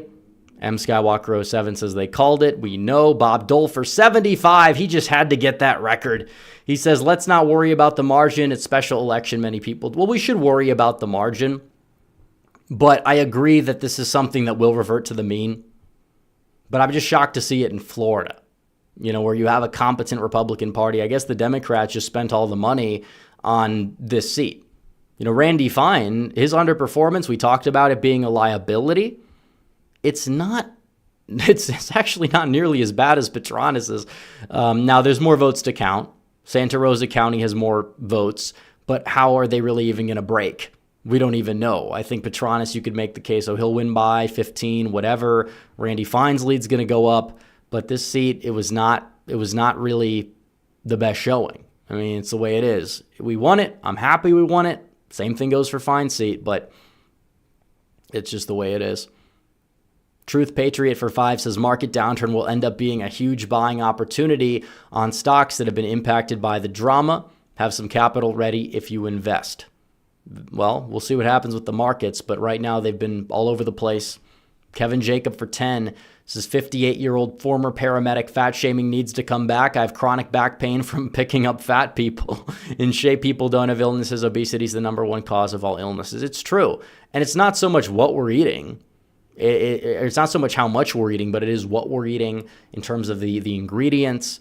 This whole Robert F. Kennedy Jr. thing is 100% true. Make America healthy again. Yet elements of the left that were really, really pro the what eventually became the Maha movement. But now they're just deciding to throw that all away because evil Blumph supports it. And RFK Jr., despite being a lifelong Democrat, he likes Blumph now. He teamed up with Blumph. It's bad. They wanted him to be off the ballot, and then he endorses Trump, and then they want him to be on the ballot. It's just ridiculous what they've done.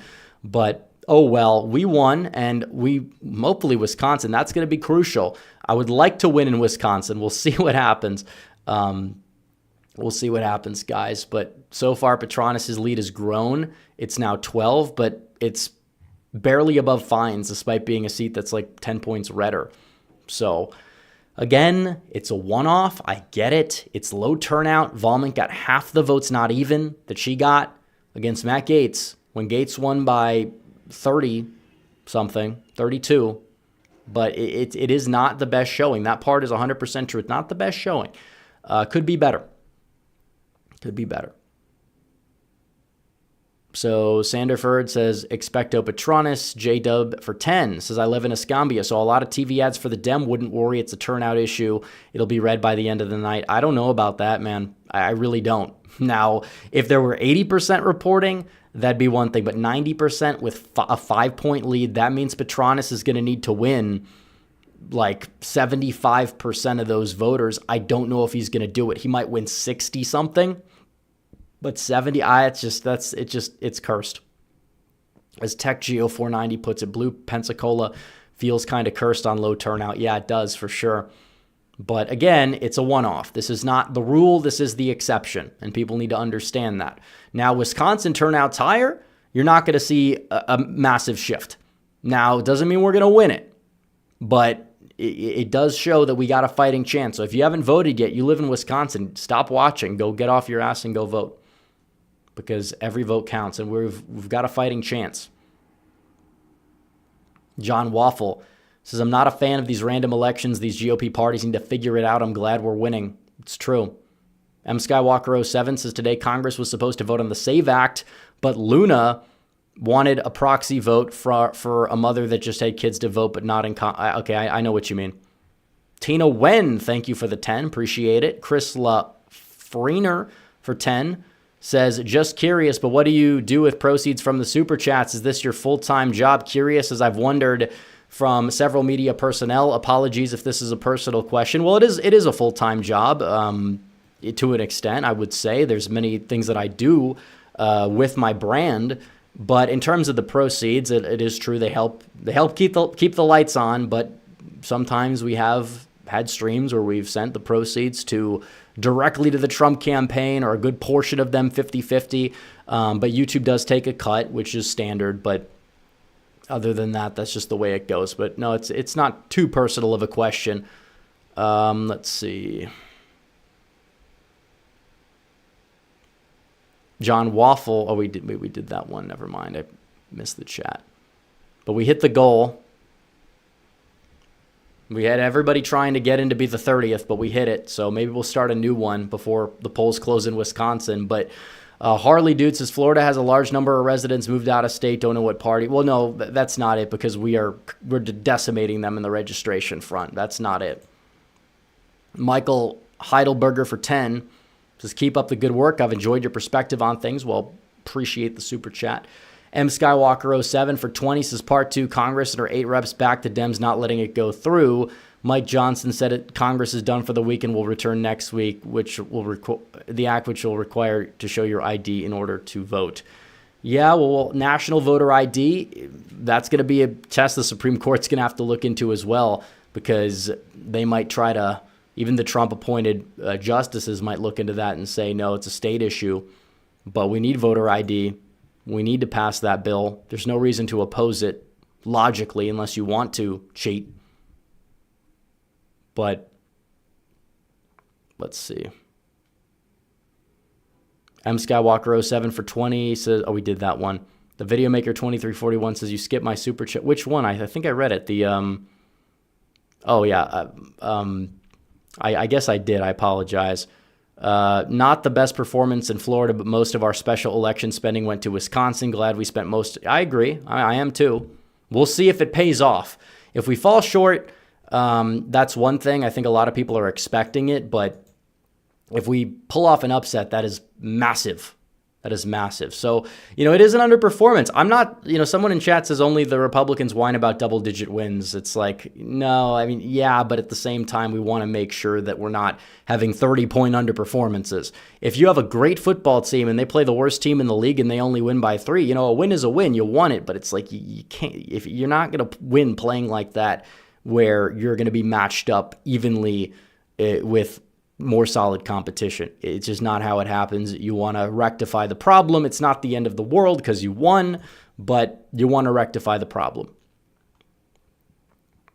So Justin Brink says, isn't it obvious conservatives work on work days, Dems have more time to vote? Well, I think they're more likely to be the type to vote on like these special elections in the middle of April than like an election day.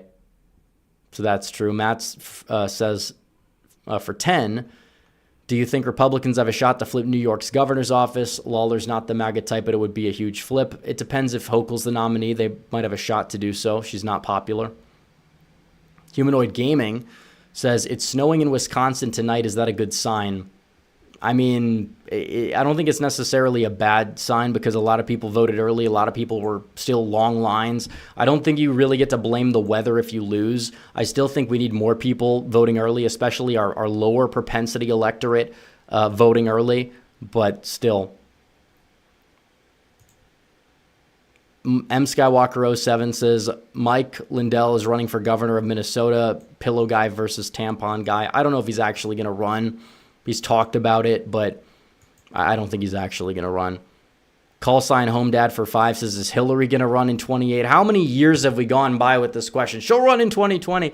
She'll run in 24. She's old, but is she better than a lot of the candidates that the Democrats could put up? Possibly. And that says a lot because she's awful. She's an awful candidate. But I do think that they have such a weak bench that somebody like a Hillary Clinton at least has like the connections to keep it close and can LARP more effectively. The Chiefs way for 5 says Milwaukee's reporting they're going to have another late night vote dump of 47,000. Well, depends how much of that vote total they have, because 47,000, if that's their like early vote, whatever that they're going to send in, which might be inflated, then is that the worst thing in the world? If we're up by 60,000, so like I said, you got to make it too big to rig. It also depends on what percentage of the votes they're sending in, so we'll see. But if you're only having 47,000 early votes in Milwaukee, is that like impressive? Not even close. Because you look at Milwaukee, I mean, Janet got 171,000. I'm assuming the vote dump was much higher then. A lot of Democrats are voting early anyways. So we'll keep watch of that. But yeah, again, the election laws need changing. I think everybody can agree with that 100% of the way, which is why it's important to vote in elections like this, because these matter. These can dictate the presidential elections. You don't get to sit out elections like this and then whine about what's going on in the presidential election. It's like we had an opportunity to fix it, and a lot of people sat idle and didn't vote, and then you see what happens. So definitely we need to make sure that we get people voting. And I think we've done a great job trying. We've tried. I think we could do a lot more, but it really comes down to the margin. If we're competitive, let alone win, that shows that we did play a major part in making this the most winnable race we possibly could. But still, it would hurt to lose a close one, as it always does. So Darth Vader 33 for 10 says Petronis is not liked in Florida due to the high insurance rates. Gay Valmont is from Escambia County and liked because of her community involvement. Well, there we go. But still, you're not going to get an underperformance like this in a presidential year or a midterm year. But we have more to count. Santa Rosa's now 63-36. Santa Rosa was 75-24. So it's like a 20-point underperformance. I was only anticipating one of about 10. So we'll see. His margin of victory might get up in the higher teens with 7% left. That's going to favor him overwhelmingly. But it's like, yeah, Randy Fine, we nailed the margin. Now there's some votes left. He might increase his lead. But we did nail the 11-point margin, a little bit more than that. Or wait, no. Actually, wait a minute. No, he's actually up by more than that. He's up by 14 almost. Now, the first district might even end up being, at the end of the day, a little bit bluer than the much redder 6th district with the much weaker candidate in Randy Fine. So these special elections can be very wonky at times. So again, make sure you guys like the stream down below. We have 7,000 live viewers. People are pouring in here. They are getting ready for Wisconsin. They're getting ready for it. So we hit our goal. We could do another one.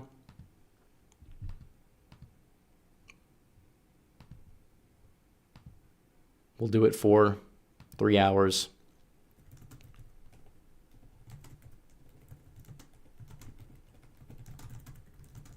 But again, make sure you guys subscribe as well. Subscribe to the channel. Let's get to 218K. Make sure you hit that subscribe button. We're about halfway there since when we started the stream. So make sure you guys subscribe to the channel. So we had a lot of people showing up in a lot of areas where a lot of people didn't show up in 2023. Now the question is it going to be enough to get us across the finish line in the Badger State? You better hope so, but it is still a little early.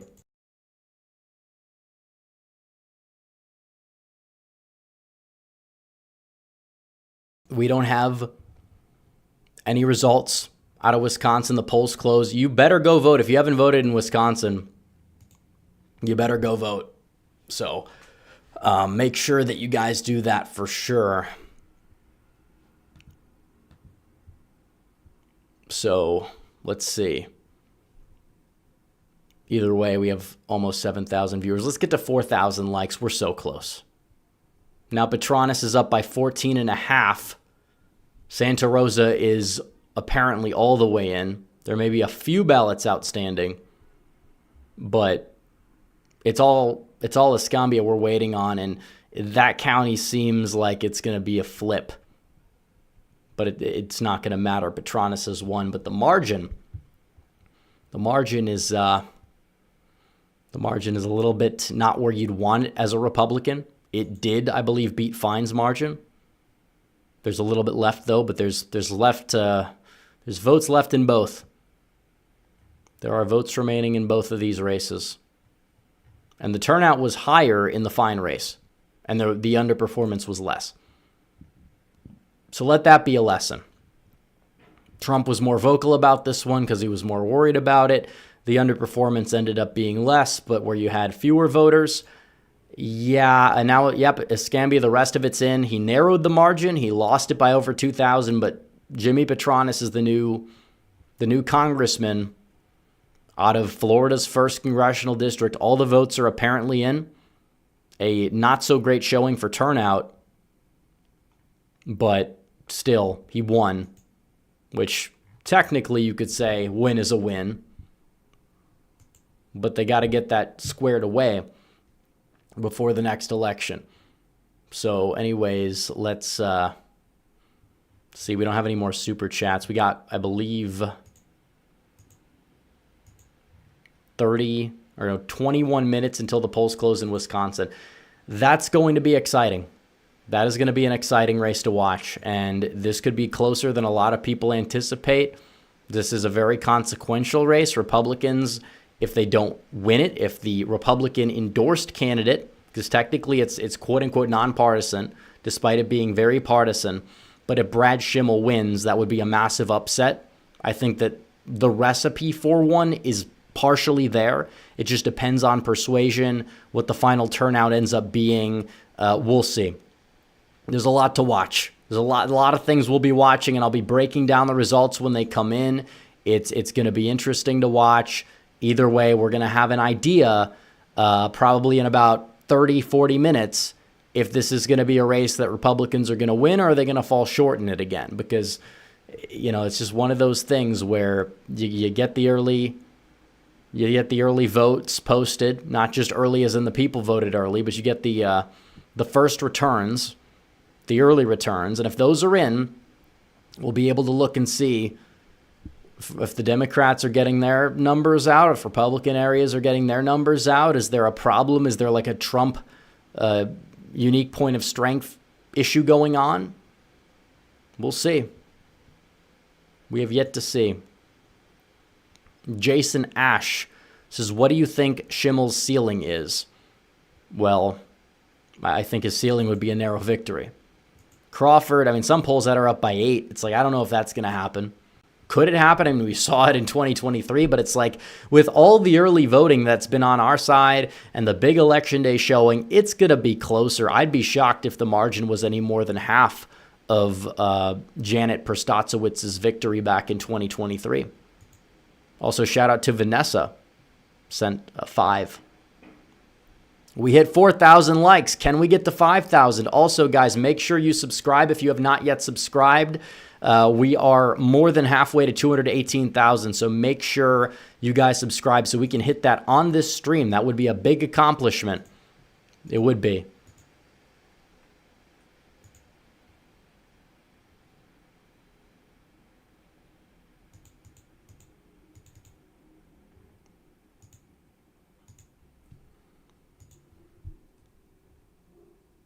But let's see. We won both of those districts. Underperformed in both, but we won them. A win is a win.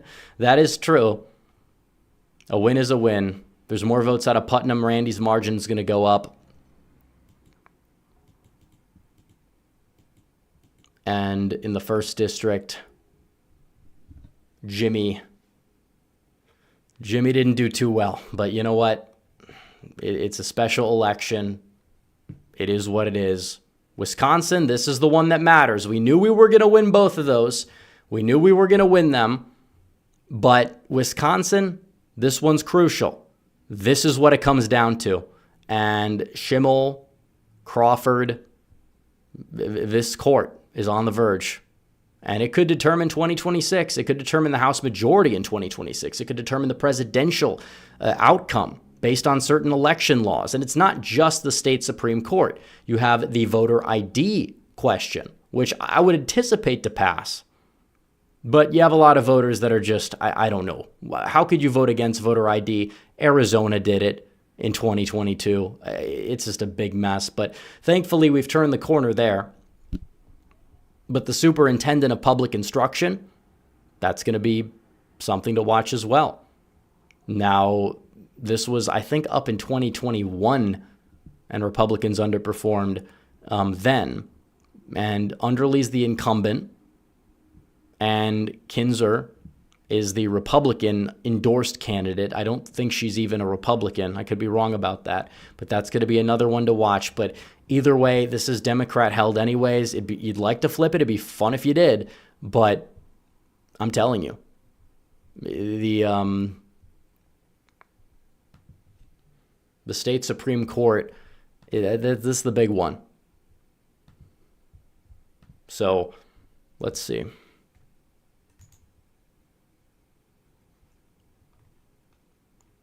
Dave M for 20. Thank you, Dave. James for 10 says, who's the most electable candidate in the Jersey gubernatorial and who's better ideologically? Well, New Jersey's gubernatorial race, let me see. Let me pull this up because there's a lot of candidates. There's a lot of them. But I think Jack, because he got so close, you could make the case that electability, he'd have that one. But is he weaker than like Bill Spadea and some of these other people? Yeah, I think he's probably weaker. But it's just one of these things that has to be weighed. Now, in the primary polling, Jack is up overwhelmingly. Now, Spadea is down in a distant second, but there still is a long way to go before the primary's over. But I think that Jack's the favorite in the primary. Does that mean that he's going to win it? Probably, but again, I think that Bill's better ideologically, but can he win the general? So it's an interesting question. Now, Jack did lose in 2021, but he did overperform expectations by a lot. He's shown that he can. But at the end of the day, it's like, the whole Chris Christie thing, he's played his cards very poorly because he's alienated a lot of people in the MAGA side. And that could come back to bite him in a close election because he's not gaining any Democrat support by doing the whole Chris Christie thing behind the scenes in 2024 in the primary. He wasn't gaining support. Nobody likes Chris Christie. Democrats don't like him. Nobody likes the guy. Not a single person. I don't even think he does, or he wouldn't have let his body go to whatever the hell it is. So look at Chris Christie. You don't want to be associated with the guy. And then you got this. So it's like that's something that is not going to help him. And maybe that could limit him among some MAGA type of voters who won't show up. Now, I think it's important we take the race regardless. So I don't know if Bill's going to win the primary. Bill Spadea, could he win it? I think he's down, but I haven't seen how he would do in a general. But I would anticipate that you would see a lot of these like RGA types deprioritize the race and then start spending in Virginia, which they're going to lose anyways. So, oh well. But that's the way it goes. That's how these things go. Tom Sav says, Steve Turley says people who vote in presidential elections lose their enthusiasm when they vote in special elections. Well, I don't know if that's true. But like, I know what he's trying to say. Like, it's true that if you vote in a presidential, you kick your feet up on the desk. I did my job, and then you don't vote in these things. They don't know what's going on, which is why it's important to raise awareness for people. But this whole like, if people vote in a special, they won't vote in a general. I disagree. I think these are just super voters. They all voted for Kamala, these Democrat types that show up for these things, and they're more likely. So we have to engage people in it, because the way you're framing it, which I don't know if that's a little bit out of context from what you're saying that Steve said, but it's like, you're telling people not to vote in specials by doing that because, they'll get burned out and not vote in a general. I don't think that's true at all. So that's just my take on it. Cyrus Jalali says Wisconsin voted for Trump as too many autistic split ticket voters. Well, if they actually did their due diligence, then they would have voted for the Republicans down ballot. But yeah, you have a lot of ancestral Dems. Oh, Tammy Baldwin, she's like the working class lesbian. I'll vote for Trump and her. It's like, what's wrong with you? You don't understand what's going on. I think it's just a low information type of thing. And then people that don't fill out their ballot because they say, I like Trump, but the Republican Party, they're full of rhinos and they're weak. And that's not wrong, technically, but it's like Eric Hovde for Wisconsin, relatively speaking, would have been a great senator. and people not voting for him or voting for a third-party candidate that is propped up by the Dems, it sabotages Trump's agenda. You know, the Republican Party's not perfect, but it's better that they win elections than if they don't. It's not like they learn anything from their defeats. They don't. They need to be shown how to win. So, say what for 10? Thank you. Crunchkey for 10 says, hey, Rob, what's a good book by Pat Buchanan I start out with? And second, I live in New Jersey and work for the Citarelli campaign. Spadea and Barnick are dividing the base. How can we unite by November? Well, I think that everybody should unite because it's, New Jersey. If you want to elect a Republican, it might have to be a weaker Republican. Trump did well, but you're not going to get all those Trump people out. So you're kind of playing the cards you're dealt, working with a different electorate. I don't know if we're going to be able to win it, but I think it could be close. I think it could be close. So as for Buchanan, I think Death of the West is the standard. I think it's some of the gold standard political books for people that want to get into that type of sphere. Buchanan's work, and it's a pretty good book. I'd recommend it. Sven Olsen says Congress needs to get their crap together and exercise their Article 1, Section 4 powers. Trump's executive order won't survive a Supreme Court challenge. Well, I agree. They need to start now.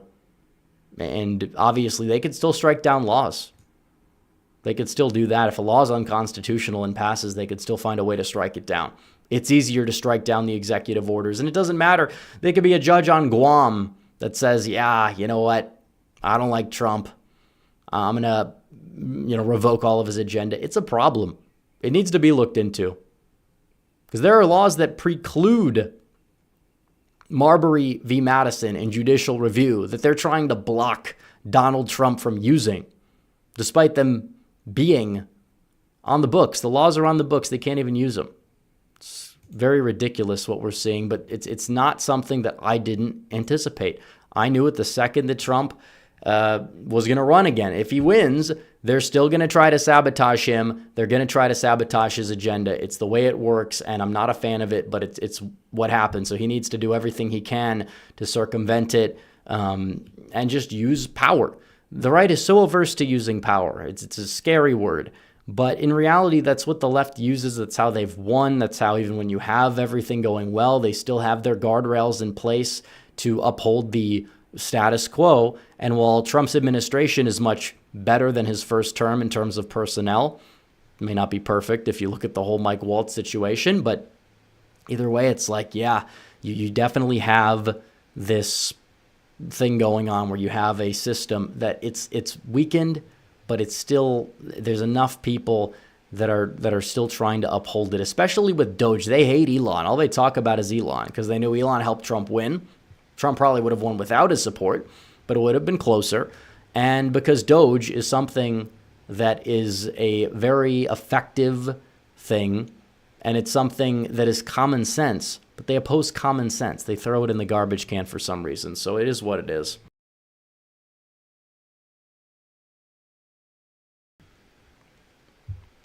But we have 8 minutes now, actually, until the polls close. So we are going to, we're going to, hold on, let's see. Yeah, that's it for Super Chats for now. But if you guys want to send in more Super Chats, help us hit our second goal. We're doubling up the goal to 60, yellow and above. Make sure you send in a Super Chat, $9.99 and above. Yellow. So we will do, I'll take a quick break. I'll be back probably within 2 minutes before the polls close in Wisconsin, and I will see you guys. So I'm going to teleport away from the camera here. I will be back momentarily.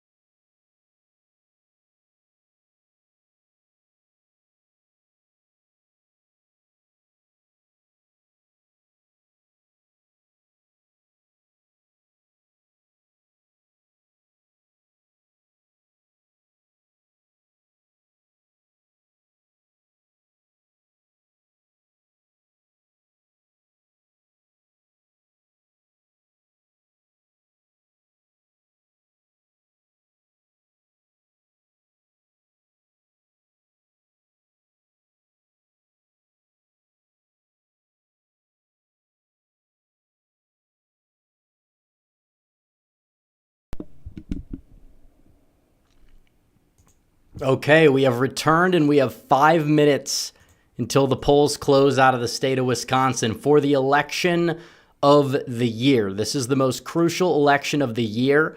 I think very few people could argue with that besides maybe New Jersey's governor's race that'll be taking place. But in terms of the elections this year in swing states that are currently swing states, maybe New Jersey can get there next cycle. We'll see. But Wisconsin, this is going to be underrated for 2026, 2028. Hopefully everybody in Wisconsin voted that's watching. Otherwise, you're doing a disservice if you stay home because this could be a very close race. We know the polls have been not so good for this election for Brad Schimmel, but still the raw data looks like he has a fighting chance. We're about to see which one's right, which one's wrong.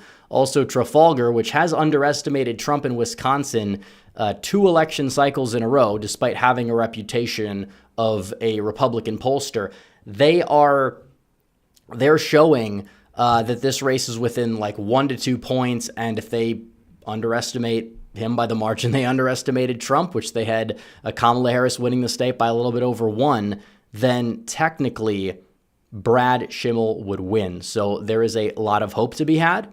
There is a lot to, I guess you would say, doom on, because we don't win elections like this. People saw 2023 in the state of Wisconsin. It was not too good. Janet Prostacewicz won by 11, but still, this is a different Wisconsin in terms of the political environment. Republicans have been doing a better job funding this race, including Elon Musk. This has been a very contested race in terms of the spending, the ads. Elon has been doing rallies there. Trump sent his endorsement for Brad Schimmel. And can he cross the finish line? This is going to impact redistricting, election laws, you name it, in the state for years, if not decades to come. It could determine the outcome of the state in 28, which it could end up being that state that determines the entire thing in 2028. And on top of it, it's just a very, very big opportunity for Republicans to prove, yeah, we can compete in a special election in a state where the tides are just naturally turned against us. You saw what happened in the special in Iowa, in Pennsylvania. Very low turnout, mind you, but still a vast underperformance, just like we saw in Florida. But there have been a lot of efforts that have been put into this election to make sure that this is going to be competitive. The polls show Brad losing by 7 or 8, but again, I don't really trust a lot of polling for things like this, even my own. So we're about to find out if those polls are right in this race that is extraordinarily hard to poll, but we'll see. We'll see. We have more super chats. Sven Olsen says, doesn't Congress also possess the power to disassemble the district courts? I believe they do. I believe they do. M. Skywalker 07 says, will Congress vote on the SAVE Act next week? I believe so. Also, best quarterback in the draft, is it Cam Ward? I don't know. I know that there's been all the talk about Shedeur Sanders being one of those top 5 picks. I haven't been paying attention to the draft this year. Maybe it's because there's less of an incentive to when your team's actually good. But we'll see what happens come draft night. Either way, it's election night tonight. Nowhere Man for 10 says, hey, Rep, thank you for all you do. I've been a fan since 2019. Have you seen the book Fight that came out today about the election? It goes into a ton of detail about the Biden decline. I have not seen that, but I'll look into it. Thank you. And we have approximately how long until the polls close?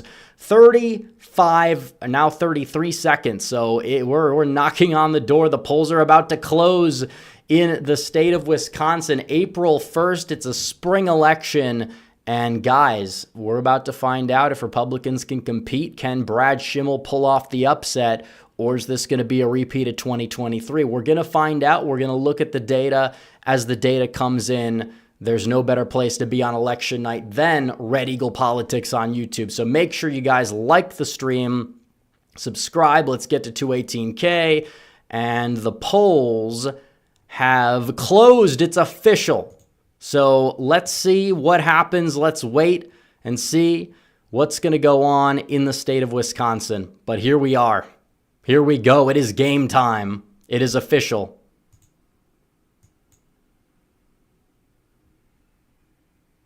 So let's see.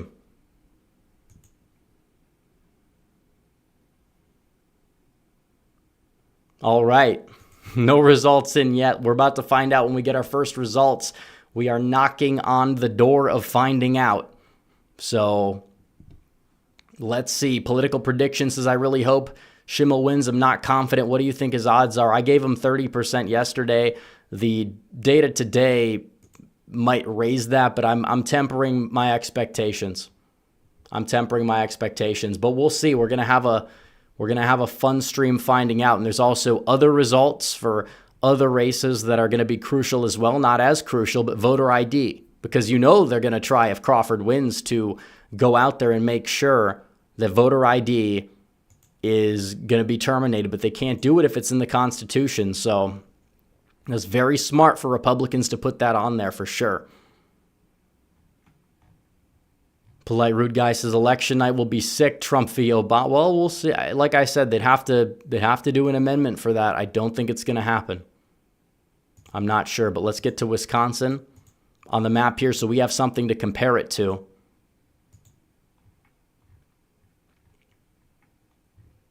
So, nothing. We have nothing.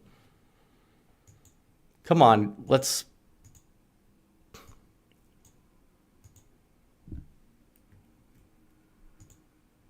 The window is frozen.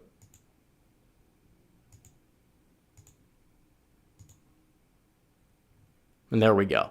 So we still have nothing. We still have 0 votes in yet, but that's okay. We'll wait for them. They'll be in any second now. It is 9:02 p.m. Eastern Time. And we are waiting for votes to pour in. So we had Florida, Republicans winning both, underperforming, but winning. Wisconsin, this is the one that matters. This is the one that counts. We knew we were taking Florida. Jason Ash says the third term stuff is God tier trolling. Justin says with the popularity of people like Pressler, do you think Gen Z conservatives will elect normal gays on the national level? Or well, I have no idea. I don't think it would have anything to do with Scott Pressler. But I don't think it should really be a priority that we're considering. Polite Rude Guy says he could just run. Well, will they let him win? I don't know how that's going to work. But enough 2028 talk. We're doing 2025 talk tonight, and we don't have any results in yet. So let's see. Okay. Nothing. We have almost 8,000 live viewers. Guys, like the stream. Let's get to 5,000 likes. We're almost there. Gerald Kotz says they're unloading the illegal migrant ballots from trunks. Well, hopefully not. Hopefully not. David Maddox says, thanks. Your channel makes political analysis bearable. Well, I appreciate that. That's a big compliment. It really is. Yeah, it is boring stuff, but we make it fun. Very few people on the right wanted to touch electoral analysis until I started doing it. So we're waiting. It's 4 minutes. We don't have anything. Now, Florida reported in within 2 minutes, I think, of each race. I think that the first district was faster than the 6th. So we're waiting. We hit 5,000. Let's get to 6,000 likes. Make sure, guys, if you want to help us hit the super chat goal, yellow and above gets us there. We already hit 1. Maybe we could go for 2. We'll see. But we don't have anything in Wisconsin. It's early, guys. I mean, it's early. It's just hold tight, hold steady. We'll get something. Sometimes it takes 40 minutes before you get anything in some states, whether we win or lose. So just be patient. They got to count. So it is a little boring waiting. I get it.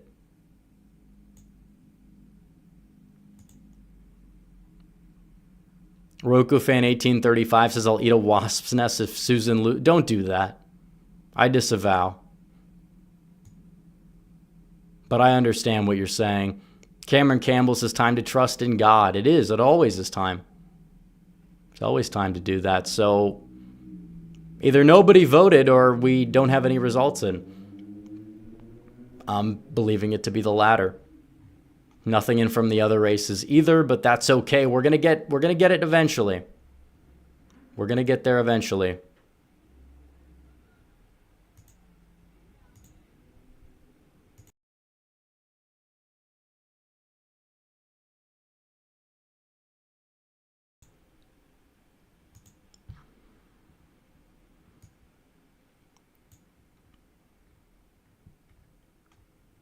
Yeah, there's nothing.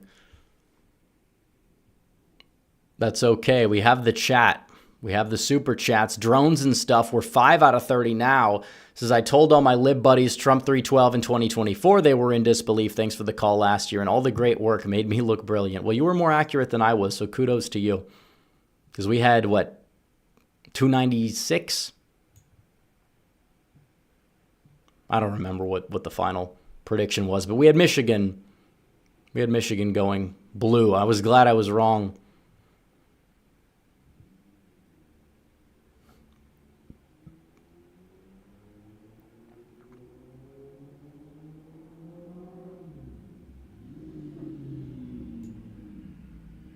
But, yep, we're waiting. We are waiting.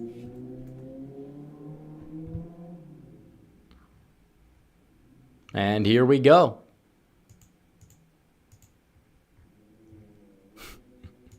Nothing. Kevin Jacobs says if even Crawford wins, Republicans will win in 2030 with realignment of electoral votes. I agree, but 2028 is important. And it makes 2030 easier if we win it. LinnerX52 says, while we're waiting, what's next on in your radar? If you're talking election-wise, New Jersey's in November. That could be interesting. But again, we're not going to be favored, but it would be an upset. Shadow Gamble says, cooking supper while awaiting the results of the Wisconsin Supreme Court race.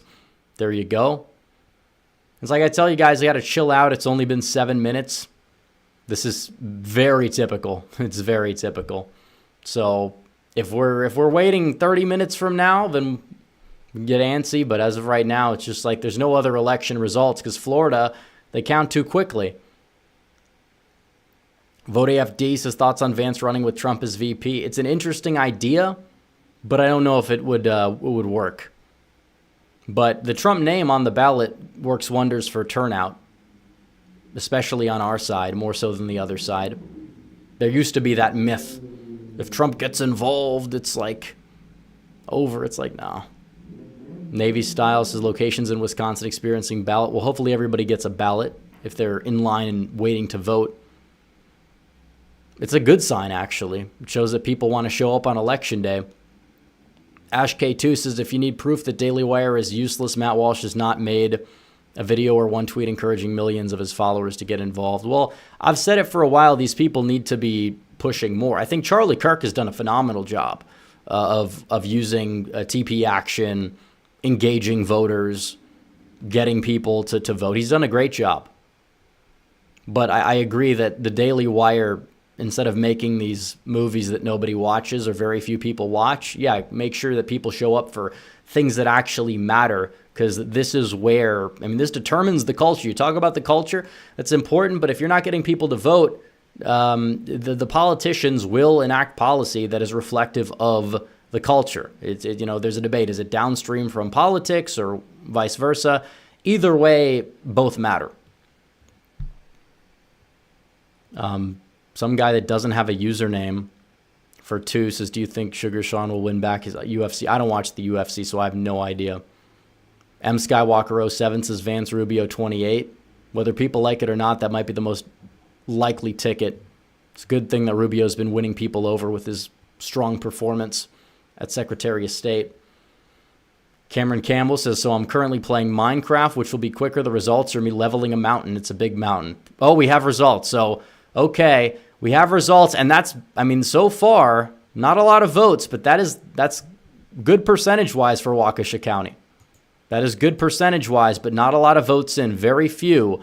But you look at that voter ID, I think voter ID is going to pass, which is really good if it's outrunning. I know it's a small sample, But the superintendent, wow, look at that. Well, that's about the same. A little bit of an overperformance from Brittany Kinzer. So we'll see. We will see. But it is early, but we have votes. Very few, but I mean, Brad at 64. Now, percentage-wise, if that's going to hold, that's a good thing, but there's a lot of votes left, 1%, 400 vote lead. If that gets up to 40,000 in Waukesha County, that would be something. If you want to compare the percentages, Dan Kelly did not get there, did not get close. But we don't know. It's too few votes that have been counted. We don't have enough to extrapolate yet.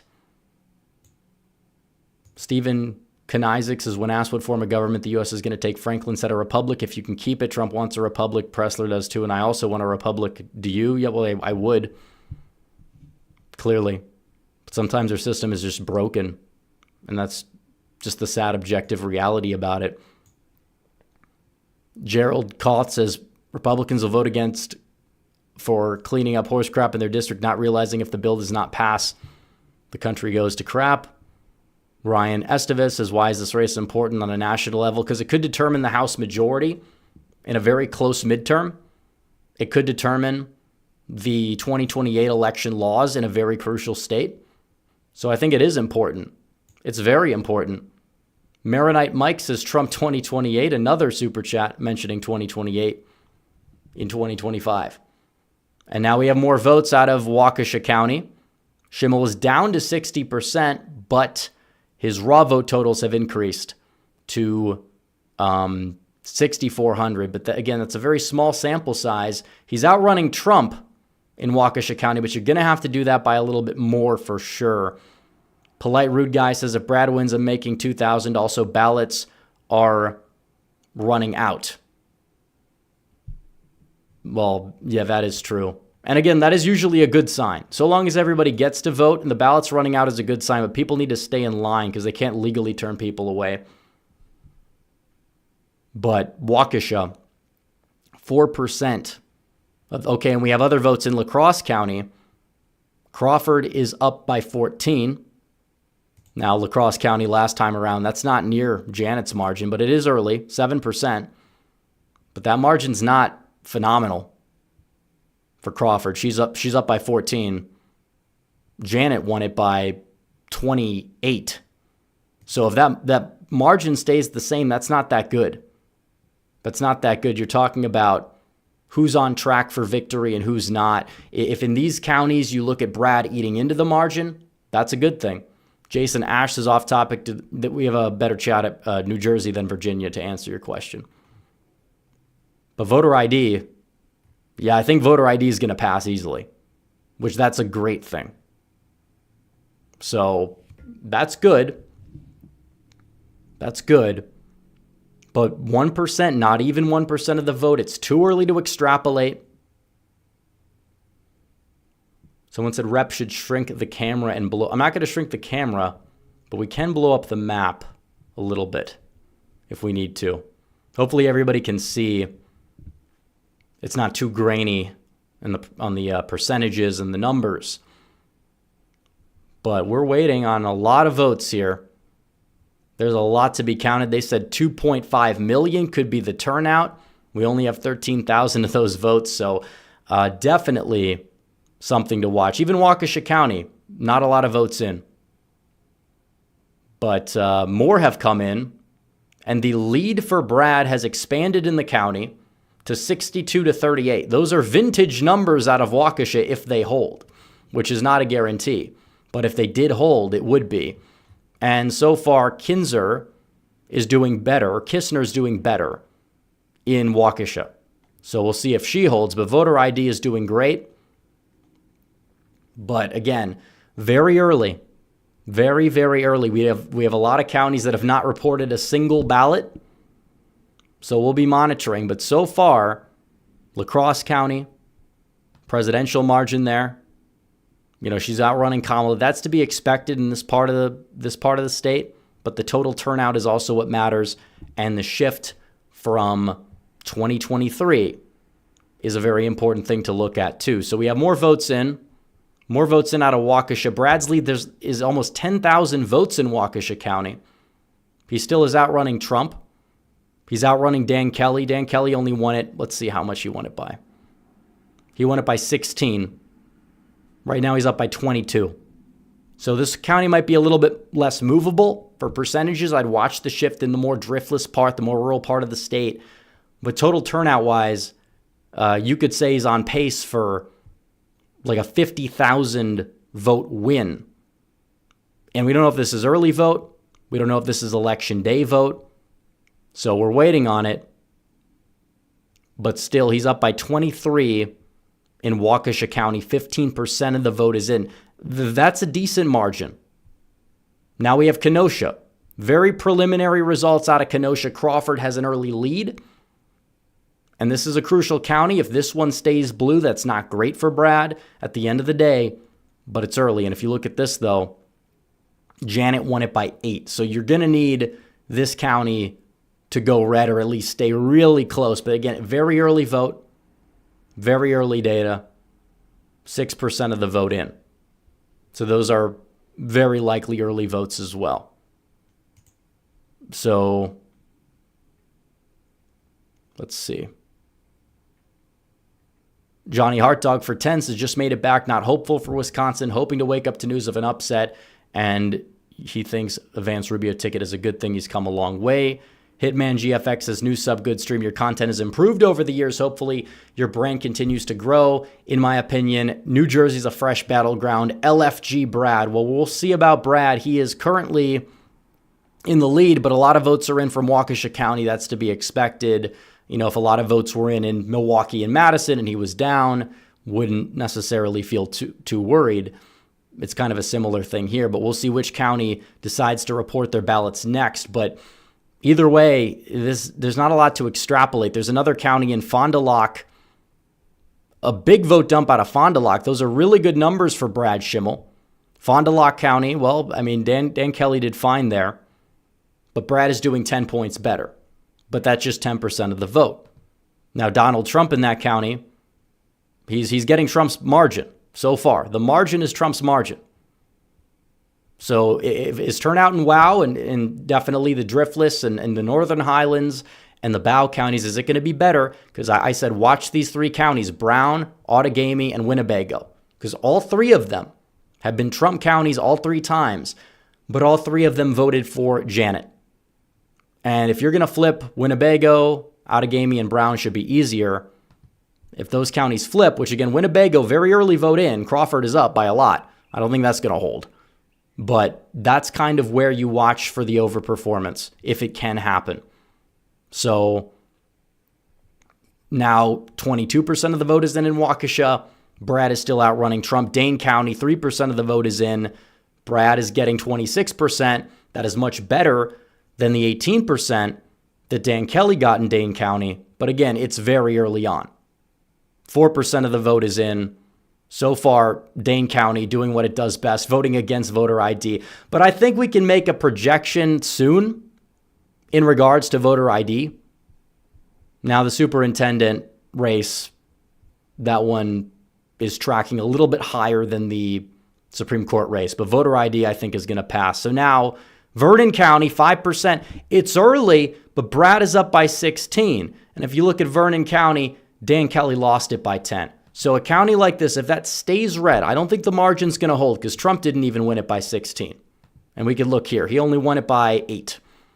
But if Vernon stays at all in the Driftless area, you got a fighting shot at victory for sure. Manitowoc County, that's way too early. But again, slight overperformance of Dan Kelly. Not by nearly enough, but it's very early on. It's very early on. If you look at Trump's margin in Manitowoc, he got 61.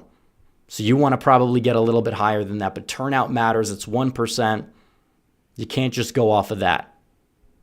So he's got a 9,000 vote lead, which expands to a 10,000 vote lead as Fond du Lac County is 26% in, and he is outrunning Donald Trump in Fond du Lac County. So we'll see if that holds. But so far, if you're Brad Schimmel in some of these counties, you got to like what you see. There's a lot to be desired in Winnebago. I don't know if that's going to hold. But let's see.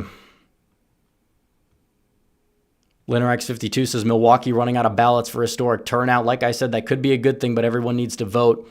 We don't want people turned away. Polite Rude Guy says Trump 28. We need this win for Wisconsin to put Trump on the... Okay. Enough with the 2028 trolling. Alpha Shaitan for 20 says, my mom is counting ballots in Manitowoc County. Texted me they ran out of ballots. Again, that's not... I don't see it necessarily as a bad thing, but people need to be able to vote. But more votes have poured in out of Pierce County. That's very preliminary. But again, Pierce County did vote for Janet. So you can't lose this county, but there's a lot of vote left. That could be early. It could be early vote. But M. Skywalker 07 says, I'm scared this will be the same result as Hovde lead most of the night until, well, we'll see. Dan Kelly never really had a lead. So keep that in mind. And now we have a big vote dump out of Madison, 9%. Yep. And now Crawford's up. Door County, 34% is in. She's up by 10 there. We'll see. Again, a lot of early vote. But Crawford's taken a narrow lead. But Madison is 9% in. So if we want to do the math here on the turnout in Madison, we can. Because that's important.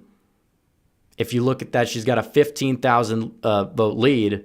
If you want to times that by 10, that'd be 150,000. And that is a little bit less, somewhere around Janet's margin. But it's also about what do you get to counteract that in these other counties. So more votes come in out of Winnebago. Brad is up to 44% in Winnebago County. So he is on the verge. He's coming closer in that county, which is a good thing. So Johnny Hart Dog says, what percent chance would you give Brad? Had him at 30. Now I think it's 40. I'm afraid of a rogue Republican House. Will the House do something about the rogue activist judges? Well, they need to. Will they? That's another question. Also, Red Mirage question mark. It's not entirely. Wisconsin, it just depends on where the votes are coming in from. Obviously, no Milwaukee, no Washington. Ozaukee County, 14% is in. Crawford is a lead. Now, if Schimmel loses Ozaukee County, it's over. But that's early vote most likely. So keep that in mind. It doesn't really track with what we've seen in Waukesha. Dunn County, he's up 62-38, which again, voted for Janet. So the results are all over the place. It's a dogfight right now, folks. Buckle up. It is a dogfight. And Kenosha's red with 41% of the vote in. Now, that is big. I don't know if it stays red, but if it does, Brad's got a massive shot here because that is a county, Trump will win it. I mean, Trump only won it by 6. That was a really good night for him in Kenosha. They voted for Janet by 8. So if it goes red at all, that's good news. And right now it's red with 41% of the vote in, but there's a long way to go. There is a long way to go. Nothing out of Milwaukee. Milwaukee might have lower turnout than Madison as a county, just for the record. That's typically how these things have gone. Marshawn Amison says, not holding my breath. Don't think Brad will win, although we did in Florida. Well, if you underperform in this race the way you did in Florida, Brad is going to get decked. But I don't think that's going to happen, whether he wins or he loses. This is a dogfight. It's 800 votes that are separating these two candidates as we wait for more votes in. But Kenosha is the county that is most of the way in compared to any other county. And so far, Brad Schimmel is in the lead in Kenosha. And Leclerc County is reporting votes in Schimmel. Those have to be from rural Leclerc. That's not going to hold. So even some of the good results for Brad aren't going to hold. Some of the bad results like Winnebago, probably not going to hold either. But you like what you see out of Fond du Lac. You like what you see out of Waukesha. Because if he wins Waukesha County by 50,000 votes, that's huge. Because so far he would be on track to. Donald Trump won Waukesha by just over that. And that's presidential level turnout. Now Brad's up. Sauk County, 23% of the vote in. He's up by 2. If Republicans win Sauk County, that would be insane in an election like this where Trump's base can carry Trump. It's a swing county outside of Madison. If Brad wins that, at the end of the day, that's huge. But I have some skepticisms. Now Dane is 20% in. Crawford's lead is up to 31,500 in Dane. So it's tracking like with the margin she had. It's tracking with the margin for Janet in Dane, but that might not be enough, depending on what happens in the WOW counties when all the votes are counted. Now, you don't like what you see out of Ozaukee, but it is definitely too early to extrapolate too much. Kenosha flipped back, but barely. Kewanee County's in. Brad is at 74. Door County, it's a 10-point win for Crawford so far, but a third of the vote is in. So results are a little all over the place. We'll see when we get more, but this is shaping up to be somewhat of a close race. Now we have 12% of the vote in. Waukesha County, more votes came in. Brad's margin dipped, but his overall total stays around the same. Those could have been early votes for all we know. So again, we're waiting to get more results out of several counties here.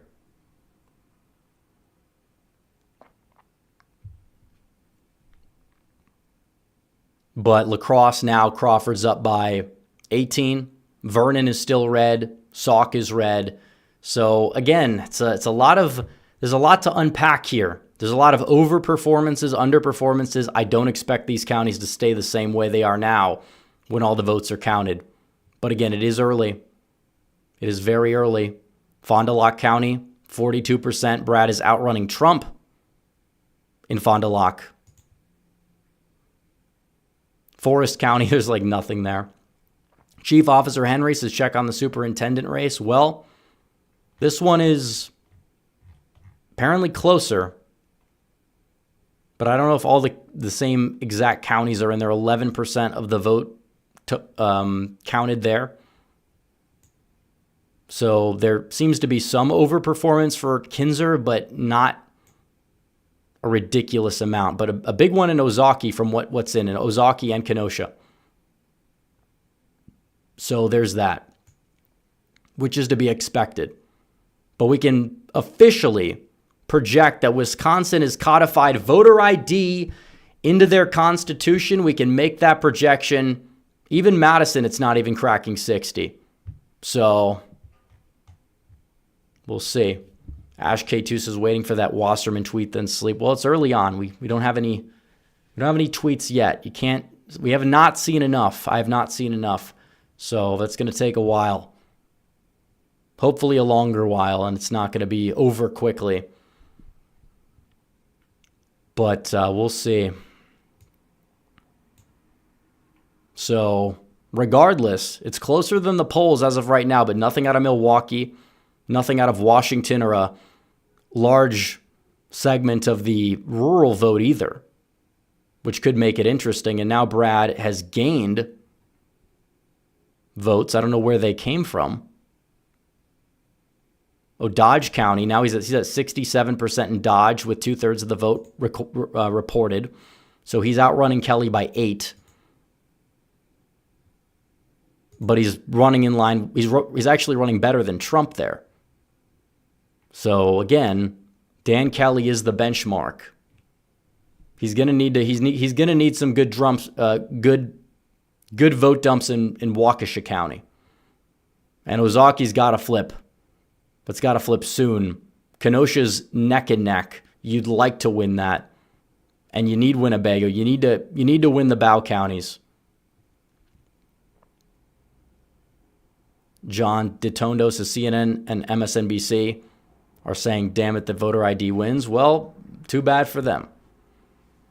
I mean, it's just that's not even a contest.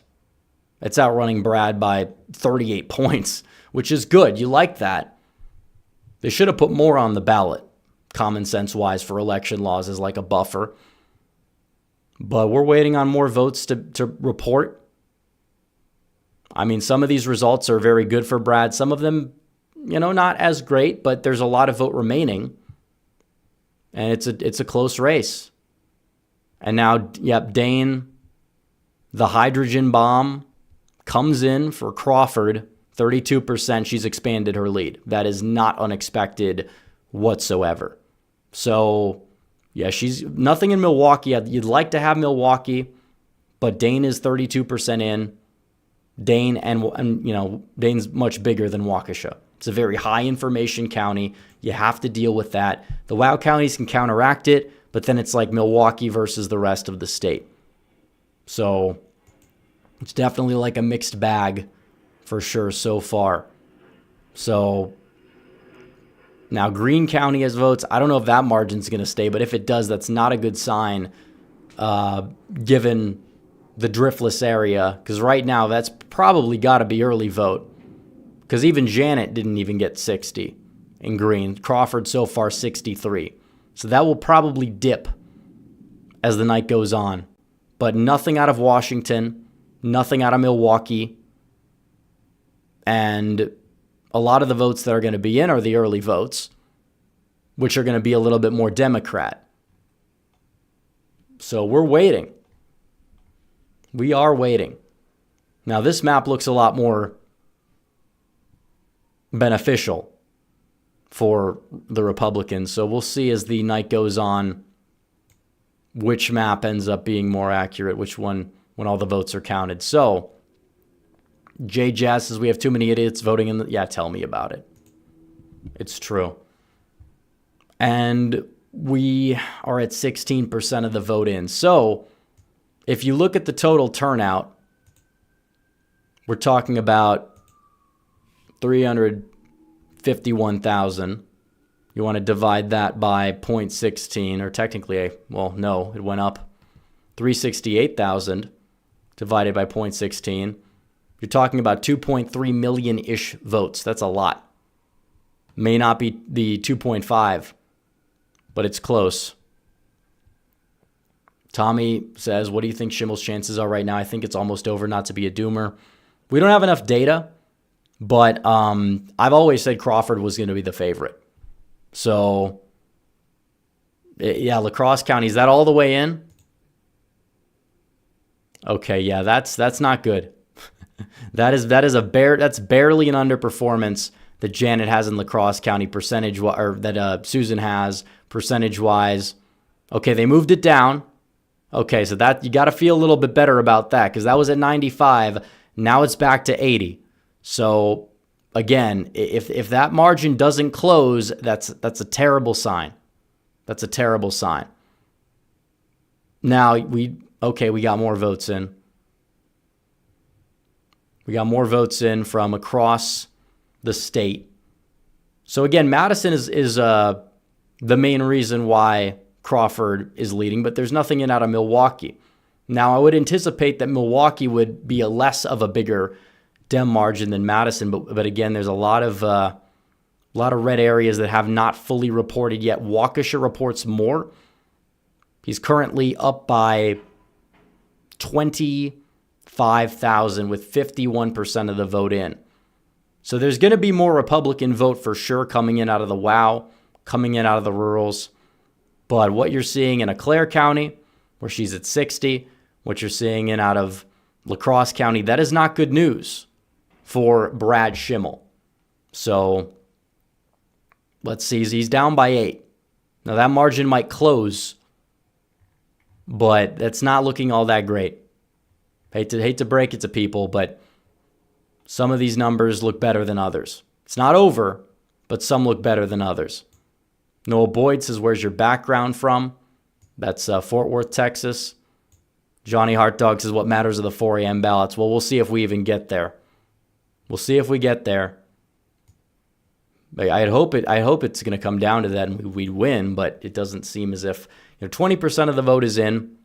A lot of that is from Madison and these blue areas, but is there enough for Brad to make up the gap? Well, there's 80% of the vote left. The problem is we don't have anything in out of Milwaukee.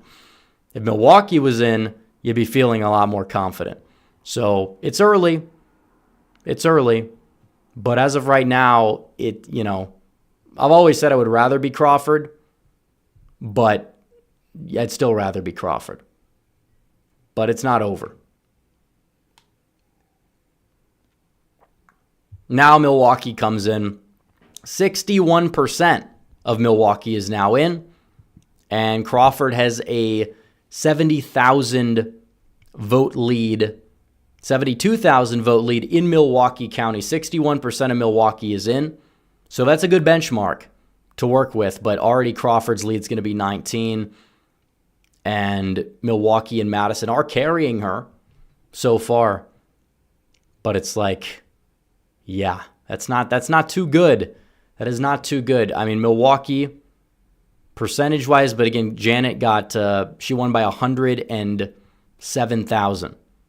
So she's going to be able to win by 107,000. Somewhere around there is the benchmark. So the Democrat counties are giving similar margins to 2023 in terms of the raw vote margin. It's up for red counties to carry the Republicans by increasing that. Now, are they going to be able to? Waukesha County's margin is about where it was with half of the vote remaining. But it's like you're going to need to do better than that in the ensuing dumps. You can't lose Ozaukee County. La Crosse is 80% in. That's not good. 10,000 votes, that's what it was last time. The remaining votes are probably going to be more Republican. But is it going to be enough? Probably not. That's not a good thing. So Fond du Lac, now more votes have come in. Brad's totals have dipped. In Fond du Lac, 59%. That's below Dan Kelly. That's not good. That's not too good. So either way, there's a lot of vote left. But you better hope that the vote left is going to favor you. But these later dumps have not favored him nearly by the margin that he's needed. And now he's losing ground in Winnebago. So yeah, that's not too good. That is not too good. So turnout has been up. We don't have a lot of votes that are remaining, but it's also about where is the end result going to fall? Because is it going to be within 5? Is it going to be within 10? Because that also matters. That also is going to matter in terms of seeing where we stand in these elections. We've done a lot trying to engage people, but is it going to be enough in Wisconsin where the tides have always been against us? We got to make sure that we do a better job, but it's a mess. Johnny Hartdog says, even if Brad loses, there's enough MAGA voters to make future elections too big to rig. It'll be tougher. We can still win. Hope Brad wins, but if not, we still fight. Oh, I agree. I'd like to win this election. Is it over if we lose? No. Now, if they start messing with the maps, you better hope a red state's going to say, we're going to go out there and we're going to fight back. So is that going to happen? We'll see. Sanderford says, even if she wins and hands the House to the DNC, at that point Trump has had 2 years of a trifecta. Well, I understand you'd like to have 4. 2 is not good enough. You want 4. Dane is halfway in. Susan is pushing 180,000 in Dane. That is, when that's all said and done, she's going to be up by 180,000 if that holds. That is brutal. Bradman says, what a shock. Republicans complain about government and don't vote. It's why I quit my old career in politics years ago. It'll never change. Well, a lot of these people they complain and they don't show up. You're right. I did what I could do. I think a lot of people did what they could do. And it's just not good enough. Now, there's a lot of vote left. I'm not saying the margin's not going to be 20 points. I mean, come on. Let's be honest here. But still, the big money was still on the Dem side. Elon leveled the playing field, but he didn't level it enough. Now Sauk County, look at that. It's gone. It flipped back. Yeah, it's starting to look more like 2023. That is not a good sign, which doesn't even track with the early data we saw and the election day data, to be honest, but it is what it is. Persuasion is another thing. If it's blue, if it's Democrat voters showing up in red areas, then it's Democrat voters showing up in red areas, which would track with what we've seen in a lot of these places. Mike S. says Polymarket is, Crawford is probably going to win. I think we understand that. So there you go. Anyone saying Trump didn't do enough? Yeah, if you're losing by even 6 or 7, you don't get to play that card. Because Trump is not going to go do a rally for a candidate who's not going to win. I don't think Elon cares. He's the richest man in the world. He doesn't have to do anything in politics, whatever. They'll try to say this is a loss for Elon. I'm sure they will. But voter ID won. And the superintendent race, it's not over. Underly is probably going to be the favorite. But again, so far she's underperforming. But doesn't mean that she's going to stay 7 points behind. But it's like, yeah. Oh, well. So we have more votes. We'll watch. Washington County's now in. 33%. Brad's doing fine there, but we'll see if that margin even holds. Ozaukee would be an embarrassment if Republicans lost that because they never lose it. People said Trump was going to struggle there. He won it by 11. So more votes are in. And it's a 6. Obviously, it's not going to stay at 16. But you got to like where you are if you're Crawford. You got to like where you are. So when the final margin comes in, the final margin comes in. Nothing out of Outagamie, nothing out of Brown. Again, even if you look at this, it's possible they could narrow the margin. There's votes there. But will those voters even show up? That's another question. So 36% of the vote is in. Yeah, you're looking at 2.4 million total turnout. But again, not where you'd want it to be. And now that, Milwaukee and Madison both. So they upped the percentage without changing the votes in Dane, which is good. The opposite in Milwaukee, which is not so good. But not too good. Not a great showing so far. Now it's going to narrow, but it's not a great showing. So I want to see what the people have to say about this, guys. XJ Cherokee Bear says, F the resist lib boomers. Yeah, a lot of them showing up for these things. We did what we could do to let people know, but tide's going to be working against Brad. And now Ozaukee County, Crawford's up by 2 there. 50% of the vote. So that is not good. So size of lead. Votes left. They have the votes left up. A lot of votes remaining, but not enough remaining. I think Susan's got it. So, yep. And that's, definitely making the race about abortion helped her. But if the margin is like 2023 at the end of the day, something needs to be looked into about what the hell did we do in this situation? M. Skywalker 07 says we let the people know too late. I don't know. Yeah, I think we can call it. Crawford's going to win it. Voter ID won, which is good. It's a silver lining, but she's not going to win by 16. I would hope not, but it's not. It's not quite it. Orange Pill says Elon Musk sure paid off. Well, not enough.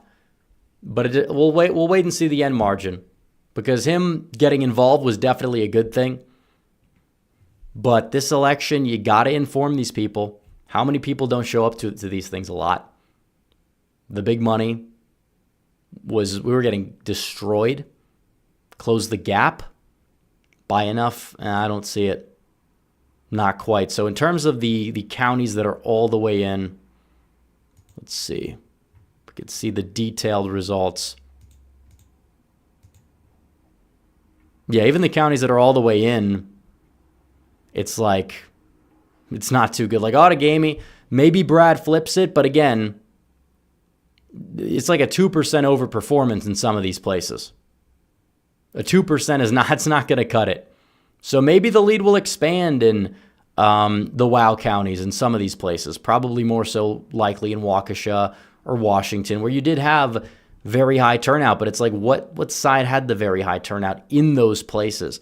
That's kind of something to watch. So can't always go based off the early vote. Whether the Democrats do it, whether the Republicans do it, it can paint a picture. But in states where you don't have party ID, party registration, it's gonna mess things up a bit. It's hard to analyze in Michigan, Wisconsin, Georgia. Certain counties are so polarized that it's a better picture that could be painted.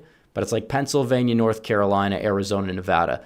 The early vote data there, one thing. But Wisconsin, unpredictable.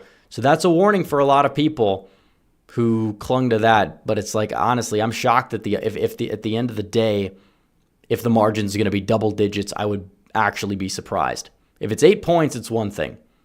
But double digits, yeah, it's brutal. So, yeah. Let's see. Let's look at the chat. Old Mailman says decision desk called it. Yeah, we'll call it as well. It just comes down to the margin. Gerald Koth says when killing babies is your rallying cry, what a sick electorate. Well, that's the way they operate. They see it differently. They don't understand the Republican stances on anything. That's just how they operate. And the Republican messaging is not good, by and large, on a lot of these topics. Now, there's no R next to Brad's name or whatever, but that's not really the point being made here. It's like you can't be having these off-year underperform. Not like this. It's one thing if it works against you, but you're able to pick one off here and there. But it's like if you can't win elections in a state like Wisconsin or even get them within 5 without Trump on the ballot, that's a systematic problem with not just the GOP itself, but with how do you actually find these people and get them voting? Because the Democrats, they don't even need to do much. Just advertise to their base. Get them out in Madison. That's all it's going to take. Not even Milwaukee. Chief Officer Henry Wild says, is there hope in the superintendent? I mean, it's closer. So I'm not ready to call that, but I can't say there's a ridiculous amount. So, yeah. And the left has entered the chat. Congratulations. Enjoy taking the House seat. We'll draw one up somewhere. We'll draw one up out of our rear ends. We'll show you guys how it's done. But it is what it is. Now, hopefully the margin can close. Voter ID passed. That's good. But the court will stay in Democrat hands. It will stay in liberal hands. It will. And Republicans have a systematic error. It happened in Florida. Even though we won, it happened in Florida. And you can't have that error happen if you want to go out there and compete in these off-year elections, because they do matter. They're crucial. We talked about how it could impact the House majority. We talked about how it could impact 2028. Now, there might be a chance in 2027. But given how 23 is gone, given how 25 is gone, you better start planning now. Because it's like, yeah. So people that live in Wisconsin, I'd like to hear what's going on, what with the Crawford ads. The ads against Brad Schimmel, because how did they go? What were they messaging to succeed? So, Dark Skin Beach says Republicans I know they underperformed in Florida. MV Star Catcher for 10 says I live in Wisconsin. The GOP base is disillusioned with the leadership. Lower rating than Congress. Well, of course. I mean, the Rust Belt GOP, they're useless. You're at a point where Wisconsin is approaching Michigan level incompetence, and that is never a good thing. You're talking about Minnesota level incompetence. Like ever since Scott Walker left, it's been brutal. It has been brutal. Now, Ozaki flipped back. That's true. Brown is in. Brad with a great dump in Brown, but that's going to narrow. I think he might win Brown, but it's not going to be by much. So that's not too good. It's not, but it is what, it's one election, but I think that there's an issue. There is a systematic issue with Republicans in these off-year elections. I'm sure someone will blame Trump for it, just like they did in 2022. But it's not like Trump was, Trump as a factor. You could say, oh, he's in office, he's going to energize the left. Okay, but it's deeper than that. Trump was completely absent in 2023. And the same exact thing happened. In fact, it was worse. So you can't always blame Trump for everything. Let's see. Polite Rude Guy says only Trump 28 will save the Jew. Well, maybe you're right. Maybe you're right. I don't know. Maryland Degati 83 says, is there any hope? Not for this race. It could get. I think the margin will close, but I don't think that. I don't think it's gonna flip. Dark Skin Beach says Elon's the problem. Time to admit it. Well, Elon gave Republicans a lot of money in this race. So what you're saying is that Elon making sure you weren't outspent 4-1 was a net negative. Even though, like, if that wouldn't have happened, it would have been brutal. It could have been worse. So I don't know if I could say Elon's the problem. People are upset with Doge, but at the end of the day, they don't even know what Doge does. So is it the messaging behind it that could use some help? Are they trying to claim that, the Republican Party is like, they're controlled by a bill? It's like the Democrats have far more billionaires in their corner. I don't think that's what's doing it. So there's a systematic error with turnout. Because I know if Trump's on the ballot, Republicans probably win this race. If this race took place, if it coincided with 2024, just as many other court races did, in states Trump won, even narrowly, you would probably see this race be within it would be within 2. It would. But you have higher turnout and it doesn't benefit you, that's an issue. That is a major problem. It's a problem with persuasion, but also it's a problem with where's the higher turnout coming from. So the margin will possibly narrow. Hasn't been called yet in the New York Times. It will be eventually, but something needs to be fixed. Absolutely. I don't think anybody could argue with that.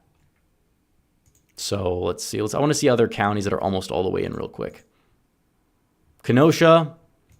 They say Kenosha's all the way in, and that's a shift. Crawford by 6. So if you want to look at last time, that's only a shift of 2 points to the right. Adams, Brad by 18. Okay, that's an improvement of 6. So it looks like our poll, our D plus 8, that's probably going to be accurate. Somewhere around there. Not happy about that, but that's probably the way it is. So Outagamie might flip. There's some left in Winnebago. Half the vote left in Dane and Milwaukee to counteract whatever's left in the red areas too. That's brutal, but it is not unexpected at this stage in the game. Now, my prediction was Crawford by 4 or 5. That seemed like a low ball, a little bit of a low ball. So that's not good. But we have more super chats. Rasmussen reports this here for 20, saying the party's waiting for him to leave so they can get back to laundering national money while losing. That's all they've been doing. I mean, that's what they did even when they were winning elections. That's what they were doing. But the Republican Party doesn't want to win. They want to grift. They want to, go back to business as usual.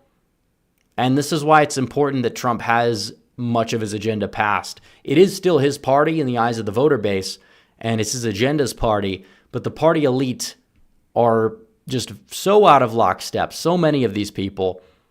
And the party elite that are on our side, how many of them are actually competent and know what they're doing? And of course, both sides like to screw each other over. There's the disconnect between the old guard, the new guard. It is a major problem. So Ozaki is now Brad by 1. But that's an underperformance from 2023 even in Ozaki. That is not good. Waukesha, some of these counties could get redder. But based on what we see, nothing out of Racine. Racine did narrowly back Dan Kelly in 2023. Back Trump by 6. So maybe Racine will look more like what it was anticipated when all the votes are in. But it's like, yeah, you're not going to really be able to realistically make up that 162,000 vote deficit. Ulysses Grant Because ads were like 5 Crawford for every Brad ad. Brad's were the same 2 ads. Crawford had much more quantity. I believe it. And ad quality as well matters too. And if you're getting hit with these ads, one side's going to know what's going on, the other's not. And they always try. I mean, these are technically nonpartisan races. So that's never a good sign when there's no R next to somebody's name on a ballot and then people just don't show up. Or if they do show up, they vote the wrong way. In many of these like driftless area, ancestrally Democrat but pro-Trump counties. Comrade Dushkin says the House will come down to if it comes down to a coin flip, we lost it tonight. I'm sorry, but it's true. And it could. I still think that 2026 is going to be close because more people are going to show up.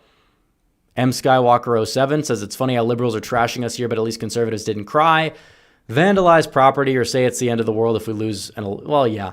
Now, of course, they're just going to bring up 2020 if you say that, but it's like, should we not forget what they did in 2016? Imagine 2016 if they were locked down for the entire year and opposed it. It would have been a disaster. Eli Ice says, voter ID something agreed upon across the aisle, LFG. Comrade Dushkin says, lousy Republican turnout as usual. True, even though some of the areas, like we can't tell who's voting because we don't know there's no party registration. We should have party registration. So it makes it easier in Pennsylvania to understand what's going on. Kinski says we're beating ourselves by not showing up. I agree. Gianni Magis says Republicans are too busy working and living life to, they don't have time in their eyes to pay attention to all the elections. It's part of it, yeah. I think it's part of it. Patty for 10 says Brad is still the upstanding candidate for Wisconsin, and America's still wondering about running out of ballots. Well, look, listen, I get it, but no, you don't get to play that card when you're down by 15 with half the votes in. I'm sorry.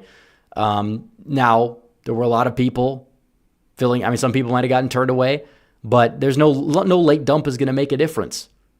I mean, we know the way the race goes. Now, if it magically narrows, it's one thing, but if you have a red county that didn't run out of ballots, that is run by all Republicans, that support Donald Trump counting the ballots, and there's no shenanigans, and you still are underperforming Trump by double digits, the problem is not election fraud. It's not. That doesn't mean it can't exist, but it's not going to exist there, and that's not the main reason. There's so much that Republicans have left off the table. It is frustrating. I get it. But it's the way it is, and there needs to be a massive, massive overhaul of how we look at these elections. Now, the end result might be close. I don't know if it'd be 50. It's not going to be 14.8. But if it's within single digits at this point, that would be like, okay, it's an improvement. But it's not good enough. Wisconsin Republicans have been broken for a while. Ever since Scott Walker was out of the governorship, hasn't been the same. There's a reason why this state was the closest swing state, even closer than Michigan in 2024. Trump won it, and yeah, some of that was probably some late night shenanigans, but either way, it is a competency problem. The Democrats have done their due diligence getting voters out, but the Republicans, I don't know what's happened to them. But Ron Johnson barely beating a total basket case was miraculous in retrospect, let's be honest. And Outagamie County, with all the votes in, stays in the Democrat or the liberal column. Yeah, that's brutal. Wow, you made it. You made it closer by 1. Yeah, Brown County's going to be when all the votes are in too. So Vernon County, that probably flips. Crawford County, that probably stays. It's unfortunate, but it's the way it is. How much of it's turnout? How much is persuasion? We'll be looking at this for a year to come. Polite Rude Guy says, guys, Donald Trump is our president forever. Well, he's not going to be president forever. I think everybody knows that. But he's the only one that can win. and it's like the Trump align, like the candidates who like try to mimic Trump don't do well either. Because then it just comes off as inauthentic. You're not the real thing. They'll do better if he's on the ballot with them. depending on their opponent. But it's like there needs to be a shift. What was the Brad message as well? I'd like to hear that from people. What was the Brad message? Something about crime? That's great. But crime's not going to be a top issue in rural Wisconsin anyways. Rural Wisconsin, crime, that's not their main issue. Now in the cities, it's got to be targeted. The Milwaukee area, yeah, there's crime there. But like in the middle of nowhere in Wisconsin, where Democrats manage to win unless turnout is super high, and they have no business doing well in Vernon County, Wisconsin, ever. You gotta find better messaging. That's just the way it is. So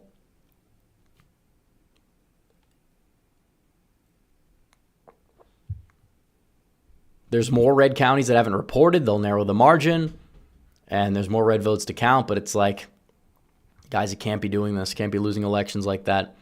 Barely overperforming 2023. You're talking about an 8 or 9 point win. So our poll is going to be accurate, and I'm not happy about it. A lot of the polls were.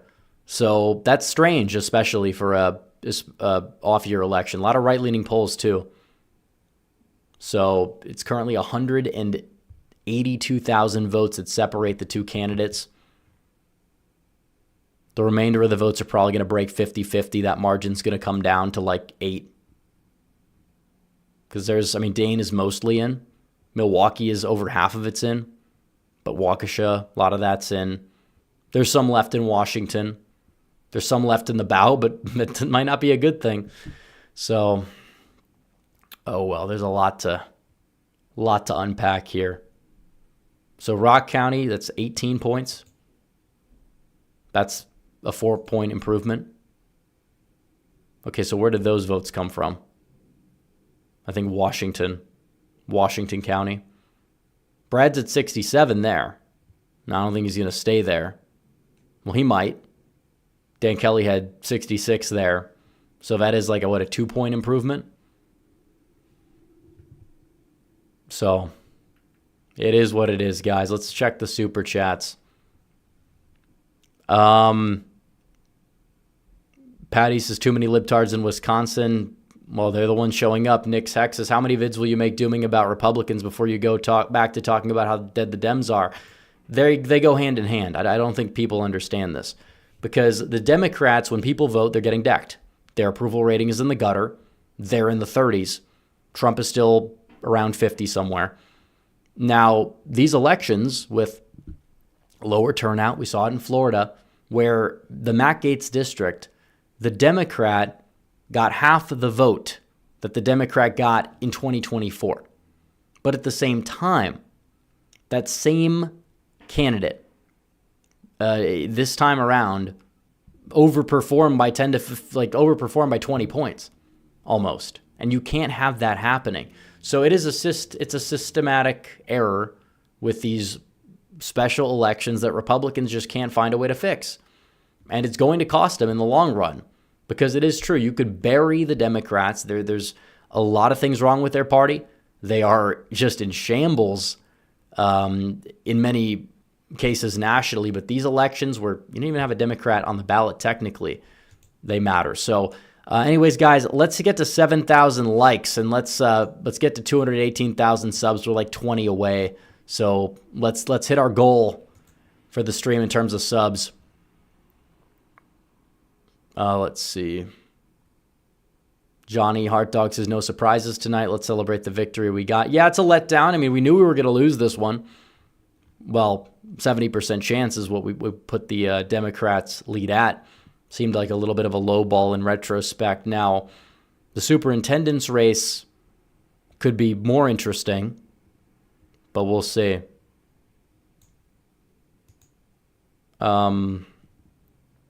Tequila Mockingbird says left-wing lunatics are going to gerrymander the F out of Wisconsin. They're not going to... I know. Well, this is what happens when people don't. Marilyn DeGotti says, is there hope for 26 and 28? Yeah, because turnout's going to be higher. Trump is going to be campaigning for the midterms. He has to if he wants his agenda to be passed. Bastards, his final margin prediction. Also, is it bad to bet for the... Well, I mean, not tonight. I mean, you wouldn't have made much money because it was already, well, like 80-some%. Final margin, I would say probably D+8 or D+9, given the counties that are fully in. But Polite Rude Guy says Brad should have backed overturning. I don't think that would have done him any favors. I don't think it would have necessarily hurt him more. But, like, is what it is. Comrade Dushkin says having a diehard Israel... I don't think finds Israel support is what made him a poor choice for a candidate, because by that logic, every single Republican would have to underperform based on that. He's not running in Dearborn. He's running in Florida. Now, to be honest, Fine is a weak candidate for numerous reasons. I think some of what he said about the conflict in Gaza has been a little bit out of bounds. He's celebrating dead children photos. I don't even know if they're real photos, but it's like nobody does that. That's just stupid. But this whole like, oh, if we ran somebody who opposed Israel, like, no, that would not have had any impact. He actually underperformed less than Petraeus. I was surprised by that. I was surprised. He won by 14, which again is not good. That's like a 16-point underperformance. This is like a 25-seat underperformance. In fact, what's crazy is that Fine won by more than Petraeus. And I'm not a Fine fan. I think he should be primaried out, to be honest. I think there's a liability. The way he acts in general is off-putting. But I don't think that's like... I don't even think even the more out-of-bounds stuff he posted about Israel or whatever, or Gaza, Palestine, you name it, I don't think that had any impact on his election, because I don't think people are terminally online. Maybe the left got energized because of it. But other than that, I got nothing. So 13.8% is the current margin. Ozaki's got 39% left to count. We'll even see if Brad ends up running. We'll see if he even wins Ozaki. That'd be the first Democrat victory there in a very long time. Surprisingly, Vernon's still holding on by a thread. But, yeah. Lacrosse is 77% in. Crawford's lead went up, though. Eclair is 90%. Yeah, it's just not too good. Marathon County reported votes, so that's going to narrow the margin. It's under 13. So, again, 57-43. That's, again, 2-point overperformance. That's the recurring theme of the night. 2-point overperformance. That's not going to cut it. That's not going to cut it. That's called embarrassing. Portage County came in 54-46. So again, slight overperformance of 2023. I guess all the work we did was 2% worth. We need a lot more than that. We need a lot more. That's not going to cut it. So Crawford's probably going to win by over 200,000 when all the votes are in. I think the remainder of the votes are going to split close to 50-50, give or take. Chief Officer Henry says the GOP is incompetent. They can't win without Trump, and when they do, it's with once-in-a-lifetime candidates like Glenn Youngkin. Yeah. Well, I like Glenn Youngkin. I mean, he's not perfect, but he knows how to win. For Virginia, he's been a solid governor. He did what he could do to help Trump out in the state. Can't complain about that. Let's see. John Waffle says Republicans were crying about a woke movie. Exactly. Like, what are you guys doing? Like, I'm not saying that the cultural aspect of politics doesn't matter, but I don't want to drone on about some movie being woke, especially at a time when we've actually made strides on that front. It's like we have to get people engaged in politics. This is where you actually win. It's not so much, we're going to make content about some movie that nobody's going to watch anyways because it sucks. 12 says Kinzer's crushing it in Milwaukee. Let me see. Hold on. It's not bad for a Republican in Milwaukee. 30-point deficit. I don't know what's going on there. In fact, it's funny because voter ID is winning in Milwaukee. There you go. It's winning everywhere except Madison. It's typical. Door County was pretty weak. Jeez. But I'm shocked they haven't called it yet. Walworth is a 12-point lead. So again, 2-point overperformance. That's the theme of the night. 2-point overperformance. There we go. Let's see. Big Pig in a Blanket for 1. We appreciate even the smallest of donos. Hold on. We have more super chats. Maronite Mike says, hope SCOTUS intervenes in future Wisconsin gerrymandering with Crawford's presumed victory. Yeah, I mean, you have somebody that runs in a technical nonpartisan race bragging about wanting to flip or just draw out certain districts. It's a gerrymander. You know, geography. By the same logic, we should be able to draw Republican seats in Connecticut, Massachusetts, if it's about percentage. But it's not. They have bad geography, and they want to make, these elections in their favor because of it, because they've lost that part of they used to win it. They used to win that. They don't win it anymore. And as a result, you see what they're trying to do. Sandwich Guy says it's the worst April Fool's joke ever. M Skywalker 07, when do they start redistricting? I don't know. Big Pig in a Blanket says, how can we be hopeful? Well, it's just one special election. We had this, but worse, and then Trump won the next year. So there's a lot that goes into these things that is besides like, oh, we're going to lose Wisconsin because we lost this one race where we had lower turnout than usual, even though it was higher than the previous time, which is why it's going to be closer. Daniel Krieger says, my hope is the Republicans in Virginia can learn from this. They went from being dominant in the Midwest at the turn of the 20s to be some of the worst. That's because you had the worst black turnout since the 1950s in 2010. Like, that's it. And incumbent governors don't lose. Like, that's literally the entire difference. So the margin is closing as more votes have been counted. Waukesha County at 86. Washington County, 66. Ozaukee down to 59. Racine is in, and Crawford actually overperformed Janet, if that's final, which it seems like it is. So that's a flip county. That is brutal. That is absolutely brutal. But yeah, it's not entirely surprising. There's certain places Republicans are doing better. Most places they are by a couple points from the last election. But other than that, no, it's been a disaster.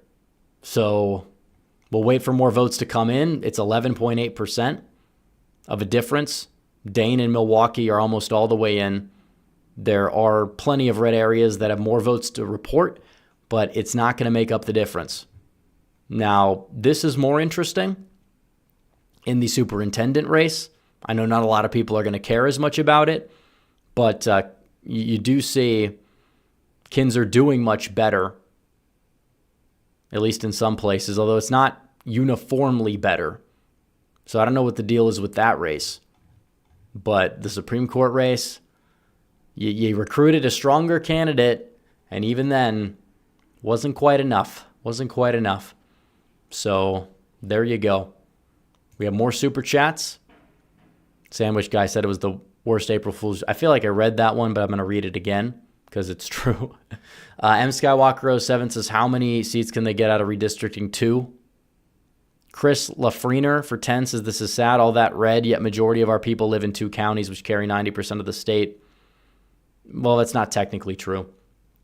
In fact, I did the numbers on this. Madison itself, I mean, it's going to be a higher percentage of this election, but Dane County is like 500,000 plus people. It's like a tenth of the state. Milwaukee County is like another 12% when it comes down to the electorate. So, and in fact, I think Madison's got higher turnout here. The problem is the others don't vote, and there's no effort to turn out voters, like younger voters that go to University of Wisconsin. They showed up for Trump. There was an effort. There was not really an effort for Brad, for these people. So there needs to be a massive reevaluation about how we do these things. You can't just have it be a Trump-only party. Obviously, Trump and Trumpism is front and center, especially right now, and it's a great agenda, but you got to be able to win elections without him on the ballot, and that is something they've really struggled with, especially in the Rust Belt.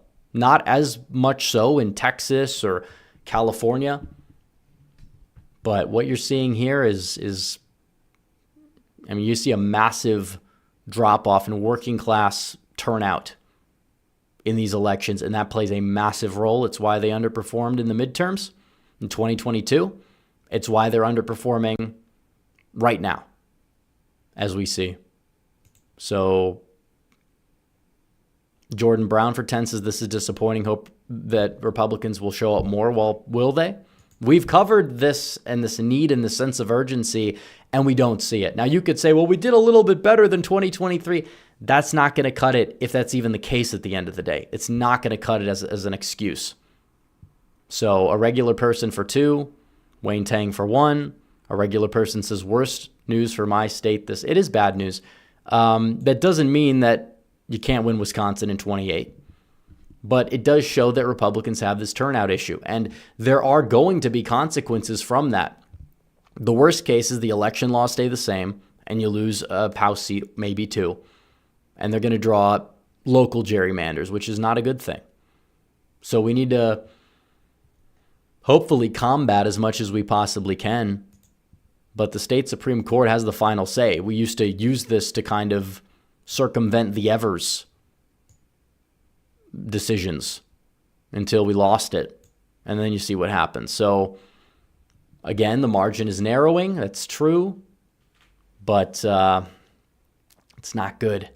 It's not overall. It's not that good in terms of the raw margins in these places. It's like you guys got to do a better job getting out, and it's not the chat. We've been talking about this for a long time, but it's like, how do we build on it? Like, that's what we need to be focusing on. Gerald Armstrong says, Wisconsin's cook, get ready for some gerrymandering. Justin Ziegler says, just won an election, but should Republicans be considered? Think you mentioned it, but it seems Republicans, well, they absolutely are keeping the Democrats alive because they just don't get it still, and they don't know how to compete and turn out, these white working class voters, or even just working class voters in general. Because I mean, in other places like South Texas, the Hispanic working class voter turnout in 2022 was not very good. That's why a lot of people were saying you're not going to see another massive red shift in the Rio Grande Valley because, you saw the support percentage-wise for Abbott really not improve over Trump's in the Rio Grande. In some places, he did worse. So there is a lot that needs to be dealt with if Republicans want to compete and if they want to win in elections other than presidential years. Now, 2028, they probably are going to be fine, I would assume, or competitive. Doesn't mean they're going to win, but the Democrats, like I said, their party is imploding. It's imploding at the macro level, but at the micro level, it's the opposite. When it comes to these little elections where you're not going to be carried by a Trump or carried by, potentially a Vance or even like the talk of the midterms. How do you exactly get these people that vote for Trump to vote for you in high enough numbers? Part of it's an educational attainment thing. Trump does really well with white working class voters. The only problem is a lot of them don't show up in Wisconsin in an election that happens in the middle of really March, because that's when early voting starts, but also the beginning of April. So, and it's harder to find them. You can't find them as easily as you can find the voters in Pennsylvania because you know what you're working with. You have party registration. You don't have it in Wisconsin. So, the Democrats, they do what they got to do, and it's working for them. So they're going to win, at least this election. They'll do very well, but in a presidential year, that doesn't mean that their party's in a good shape. They're in a disastrous shape. I mean, it's brutal. LinRx52 says, don't you think the GOP need to work harder countering debt? Well, they absolutely do. I mean, Social Security, Medicare, Medicaid. Yeah, this whole Doge is about cutting government agencies. It's not about taking away people's Medicare. It's not. And Republicans need to get out in front of it. And they just called it. We called it a while back, but they called it. Republicans need to do a better job getting out in front of it. But they're not. Because Republicans are just weak. They're just weak. That's what happens. They're just weak. We need to change it. I think Trump has done a good job changing it. I could only imagine what the party would be like without him. They'd still blame him or the remnants of the Tea Party for their underperformances. But it's like after 2016, you saw what happened. That was always a realignment that's going to be taking place. You either capitalize on it or you don't. So, oh well. Polite Rude Guy says Vance will not get Trump's numbers. Well, I don't know. The presidential elections are different because everyone knows they're happening. So we'll see. M Skywalker 07 says, where does the GOP go from here? Do we hire? Well, no, look, Scott Presler is not the savior of the Republican Party, because if he was, then Republicans would be winning these elections, and they're not. They're losing. They're underperforming them. Now, I think early vote action is a good thing. I think that texting voters is a good thing, but you need a lot more than just one person. The Democrats have an army of them, and they don't even need an army because they have the high propensity party. They just show up. It doesn't matter what it is. They vote for everything. They see an election, they vote. Republicans complain. They don't vote. And they honestly, in many cases, you could say you deserve to lose if you do that. And you do. I hate to say it, but it's true. So, the WOW counties, if you're supposed, and we could even look at the last time Brad Schimmel was on a ballot, how well he did, because he did much better than this. And that was a Trump midterm. I could pull that up. Obviously, turnout was higher by a couple 100,000 votes, but wasn't ridiculously higher. See if we can get here we go. Now, the map looks similar, but the margins are vastly different. So, like Washington County, he was at 72%. Waukesha County, he won it by 34. He's winning it by 16 with 90% of the vote in. It's not good. Even like Madison, he got 25. So is some of this because you had higher working class white turnout on the back of Trump telling people, yeah, obviously. But still, it's like, you got to do better than this. I don't know what this is. This is not good enough. So, he couldn't even win then, but it was competitive. Now it's like you're just getting BTFO'd. You're just showing your ass. Now Milwaukee's 70% in. And there's a lot of vote that's pouring in the rest of the state. And it's a 12-point lead for Crawford. She might even finish above 10. I'm not saying she's going to, but it's like, yeah, it's not good. Let's see. Maronite Mike says if we keep the House in 26, it'll be by one seat. Well, then you lost the House tonight. Unless you're saying that they'd win other seats to compensate for it. But no, it's true. You had the House majority possibly, I wouldn't say locked up. But you had, if you won this election, you have a very good chance. Now, it's true that Van Orden could have lost anyways, even in the current district lines, because he's not that strong of a candidate to begin with. He underperformed Trump by 6. He did worse than he did in 2022, in 2024 with Trump on the ballot. That's absurd. So you look at that. But then the first district with Steele, he's an overperformer. He might be able to hold a seat. Maybe it'll be like a net zero and Republicans could still find a way to hold the House, but I wouldn't really bank on it. This is just not very good turnout. And even places where the higher propensity electorate is more Republican, they're still underperforming Trump in like every single county. You've got a problem. You have an issue. Waukesha County, that was Trump is a bad fit. Remember, we need somebody else. Yeah, well, you look at this. Trump got 59%. He won by 20. He underperformed by 1, but he won by 20. And if you look at the current election, 16. Maybe it goes up. Turnout was supposedly high, but that high turnout was on both sides. We thought that would be something that could give Brad a fighting chance. It wasn't, and we saw what happened. So now Ozaki, he's up by 4. That's true. But either way, it's like, the results are just going to keep pouring in, and they're not going to be too good. So, yep. Wayne Tang says 200K difference in the totals of the 2 races in Wisconsin. Yeah. Well, hold on. They're counting them differently. So one is lagging behind. They're putting in the Supreme Court race first. But another thing, it's like young voters. You're actually the party of young people now for the first time ever. And what are you doing with that? Because the boomer base, like the high propensity boomer base, they lean left. They didn't do that before, but they lean left, especially the college-educated boomers. They lean left, not ridiculously so, but they lean left. And the millennials, those are the people that have been engaged by the Democrats, especially after 2018. Those 2 groups are going to be overrepresented in these elections. Republicans need to find the voters that they can get voting. They voted, and get them turning out, because high turnout means you usually win. Usually. So, I don't know, guys. There's a lot to unpack here. I don't think we're going to stay on to count all the ballots, but we'll see what the super chats are saying. We've got 5,000 viewers. Like the stream. Let's get to 7,500 likes. I think we could get there. And make sure you guys subscribe to the channel. We hit 218K. That's huge. So make sure you guys subscribe. But let's see. M Skywalker 07 says, can we win Arkansas 7th? I don't think that's a thing. Unless you're talking about the state level.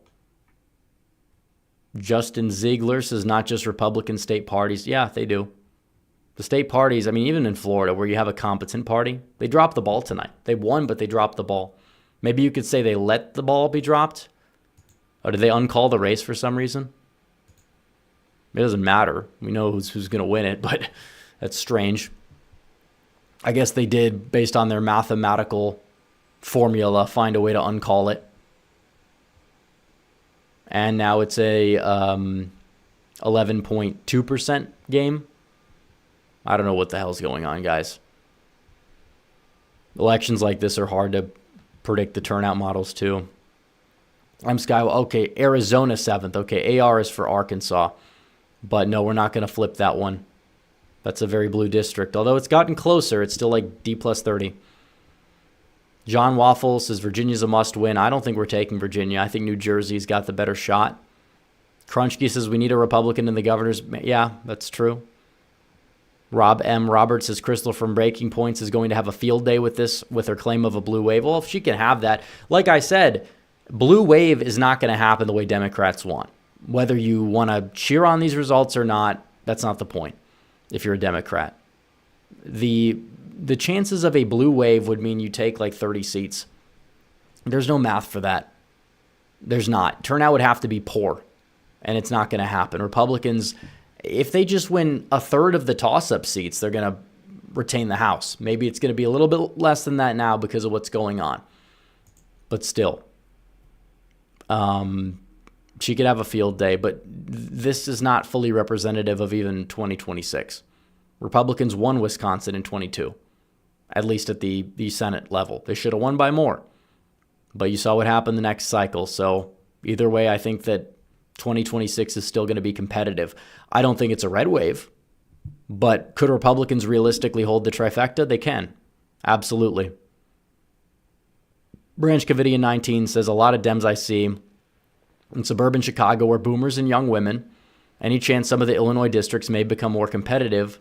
And well, the map is just insane. So if they redraw the map, then I think so. M Skywalker 07 says, what about in Texas's 18th? That's a D plus 50 district. It's not going to flip. So anyways, guys, this will be the last call for Super Chats probably. We're 6 yellow ones away from our goal. So if you want to help me hit that goal, now would be the time to act. But We already fulfilled our end of the bargain there. But we're six yellows away. So if you guys want to help out with reaching the second goal, we can. I'd like to look in regular chat as well. I know it's moving fast because we have a lot of people. But either way, it's like dark skin beaches. Elon's the problem. Would you like to elaborate on why you feel Elon's the problem? Because Elon bailed Republicans out in this race. It could have been even worse. Unless you think Elon's presence is just so revolting that he makes every Democrat in the state show up. And I mean, even so, Elon Musk himself is not going to be in the Trump admin for much longer because Doge is doing its job. It's not going to be doing its job for 4 years. Although you could argue that they possibly could. In fact, Elon's leaving Doge as well. Doge will still go on, but it's like we need big money in politics on our side. I know that we're the working class party, but that's not incompatible with it. So M Skywalker 07 says, is there any way to keep... Well, you have to win enough seats. Go on 270 to win, play with the map, and see what happens. I think there's a very good chance. And it depends. How well do you do in California? How well do you do in New York? How well do you do in a few of these other states? The Midwest, yeah, we might not have the best night. Especially where you have incumbent Shapiro in Pennsylvania, you know. Let's see. Yeah, it's an 11. Right now, it's an 11-point game. So I don't know if that's going to stay this way, but that's the same result as last time. Exactly on the nose. And the turnout's going to be higher. So it was higher, but which side had higher turnout? That's the question. So let's see. Dustin Carner says, what's up with Wisconsin split ticketing so much? What about 2026? Well, 2026 is for the gubernatorial race.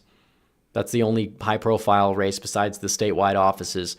So I don't, unless we're going to beat Evers, which I have my doubts, I don't know if we're going to see that happen. But, I mean, there's not that much split ticketing.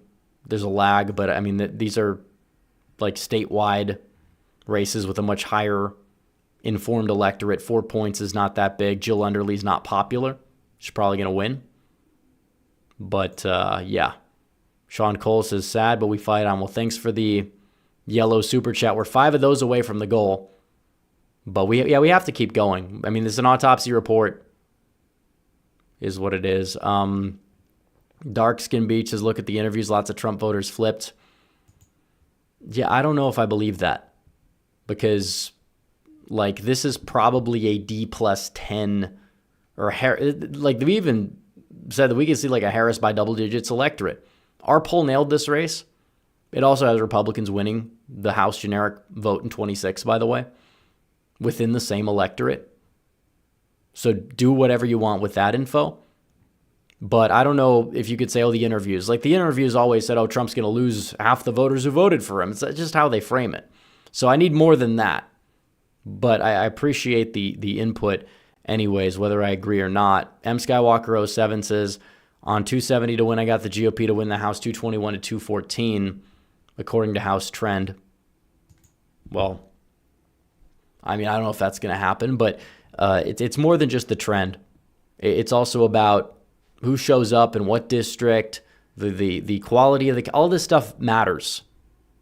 The thing is, Brad Schimmel's a stronger candidate than Dan Kelly. It didn't have much to show for it. Crawford seemed to have less enthusiasm, but I don't know. Sometimes you can't go based off the vibes. But either way, I mean, we knew she was going to win. I just didn't think she'd win by this much. Even though the margin could be under 10, it's down to 10.8%. And there's red areas that haven't even counted a single ballot yet. But it's like, yeah, I got to do better than that, guys. I mean, it's just, that's a mess. You can't have these elections happening time and time again where you underperform in these special elections. So Chase M says, hopefully Ohio and Texas. Ohio, I think, will. They need to. After tonight, they definitely need to. But Texas, I mean, it could happen. It could happen. We could end up flipping those seats anyways, if there's an effort to get the voters out. But will there be an effort? I don't see it. I don't see it yet. So anyone who thinks rep is dooming is fooling themselves. Well, it's not the worst thing because we understand how these things go. I don't think the impact for 26 is vastly different. I'm not going to say, oh, this special happened, so we have to. That's not how I do these things. But I will say that when you have an underperformance problem like this, it's going to cause consequences. And like I said, 1 or 2 seats, maybe it'll only be 1. But drawing out a seat or 2 in Wisconsin is not going to help the Republicans. It's not. It's going to help the Democrats. So this is why these elections are important. I did think that Crawford was going to win. I didn't think she'd win by close to double digits. She might only win by 8 when all the votes are counted. But I don't think that you can look at this and say, I'm super thrilled with the election results tonight. We need to get our people out and voting. And, you could do everything you want to do. You want to, relax, enjoy the Trump presidency. Great, fine. But, just take 5 minutes, 10 minutes out of your week to show up at the polling place and cast a ballot, because all the progress that you care about making, it's not going to be there. The left cares more than we do somehow, despite they're not the majority anymore. But they're showing up. It's going to give them more delusion, which I look forward to reaping the benefits of later, because it's going to make the meltdowns all the sweeter. But it's not something that is helping us out if we're not able to show up. So Dustin Carter says, what does this mean for... Well, it means the election laws are going to probably stay the same until we flip the court, which the election laws were not the difference tonight, but at least voter ID is codified. So at least we have that. Rob Roberts says, from Delaware County, PA, I agree with your analysis that Pennsylvania is trending right. Wisconsin seems to be going left like Colorado. I don't know about that. I think it's just more stagnant. Trump won it. It should be a red state on paper. It's like you drive through rural Wisconsin. It's no different than Iowa or Nebraska. But why do you have these blue counties? It shouldn't be happening. The state party has a bad reputation there, and it needs to change. It does. So, Chris, for Tensa, saw on another stream, Brad called Susan and conceded. Well, I mean, he lost. It's the way it is. Charles Rohrer for 10 says, more work to be done. I come here for election coverage. Watching Canada now. Well, that's going to be another mess. They'll blame Trump for that too, which again, maybe there is some, I think there is some reason why the liberals are gaining in the polls, and it is because of the Trump thing, and they've capitalized on it better. But it's like, if you want to shoot your country in the foot because you want to own Trump, that's just stupid. Monumentally dumb on their part. That's just the most Canadian thing ever. We're 7 likes away from 7,500. Like the stream, guys. And subscribe if you're new. Let's get to 219. Eventually we will. But, yeah. Mike Huntu says, go home to mommy, Brad. Well, he's definitely... I don't know what percentage to blame his campaign was for this. I mean, there's only so much readily available information about a race happening in Wisconsin. So some county just filled in, and that gave Brad a little bit of a boost. Will it be under 10? Well, we'll see. We know which way Columbia is going, not our way. These two probably go red. Plemina, or whatever you pronounce, probably goes red. Lincoln goes red. Villas and Iron go red. Marinette goes red. Everything else just is up to the counting. Brown will get bluer, most likely. Winnebago got a little bit redder. I don't think Brown's going to stay red, but I hope I'm wrong about that. But either way, it's not the best performance. It's not the performance you're looking for. And even in the WOW counties, the white working class voters, if they showed up at higher number, you would be pushing 60-something in Waukesha, but you're not doing that. So that's the way it goes. Marlene for 10. We hit our goal. Thank you. Saying voting is the Dems' religious ritual. Casting a ballot makes them feel like they're casting a spell. They believe that their life depends on it. Well, I'm not saying it should be a religious ritual. because that'd be heretical. But there needs to be a sense of urgency that causes us to vote like our life depends on it, because it does. You have a lot of religious people that don't vote for some reason or another, and that's their problem. And they need to, because your values play a role and they're at stake. M. Skywalker 07 says the GOP needs to change their strategies. It's a wake-up call. Branch Covidian 19 says Wisconsin has a problem to New Hampshire, a lot of Chicago area. People buy second homes there. Well, I mean, that's not entirely it. I mean, you could say that in certain places, like you have the retirees in these counties up here that are always blue, and Ashland's going to be blue and all the votes are in. But it's deeper than that. It's much deeper. New Hampshire turned a corner. I was shocked. I thought it'd get redder in 24, but not like that. MV Star Catcher for 20 says Warren Pressler about the Wisconsin GOP leadership. They have lower ratings in Congress than Congress in D.C. Speaker Voss says CCP ties it as a never-Trumper. GOP participation was non-existent, never saw one of them campaigning. Well, they need to change leadership, but they have to be competent too. And that's another thing, because it's like you have a lot of people, they get it, they understand there's a problem, they have good intentions, but they go in there and they're incompetent because they don't know what they're doing. So we need people that can bridge that gap and change the party for the better. I don't know who that would be, but Dustin Carter says, what about Michigan? Will it trend right? Well, I mean, it depends. Michigan got the most red from 2020 to 24 of any of the Rust Belt 3. It moved right by like 4 points. I don't know if that's going to continue. We might be able to flip the governorship because you might get a three-way race, and that definitely causes things to be shaken up. Vipsy for 2. M. Skywalker 07 says, well, in 2030 census, Wisconsin will lose an electoral vote and be down to 9. That's true. 2030 is going to get a lot better for the Republicans. I don't think anybody could argue with that. And if they draw in a new blue district, that might be the one to go. So maybe that's a white pill. Nasty Mandy says, late to the stream, how are we feeling? Happy about Wisconsin voter requirements at least? Well, we feel like Republicans dropped the ball again, but voter ID is popular. Even in Milwaukee, it's winning. I don't know if it's going to stay ahead there, but voter ID did well. This was not the night Republicans wanted. It's a night that is more on the bad end of expectations. I did not think it would be this bad. I thought Crawford would win by about 4 to 5. I did not think she'd be up by 10 with 73% of the vote in, which again, there's more vote to count. She might finish only up by 8, but still. Nomad for 10 says, why haven't there been arrests for fraud yet? We can't forget about the vax mandates, etc. Well, you'd have to talk to Pam Bondi about that one. I think there's better things to litigate now than that. I think the vax mandates are one thing, but the like 2020, we're never going to probably know what really went down ever. People will have their theories, but like, do we have any names of people?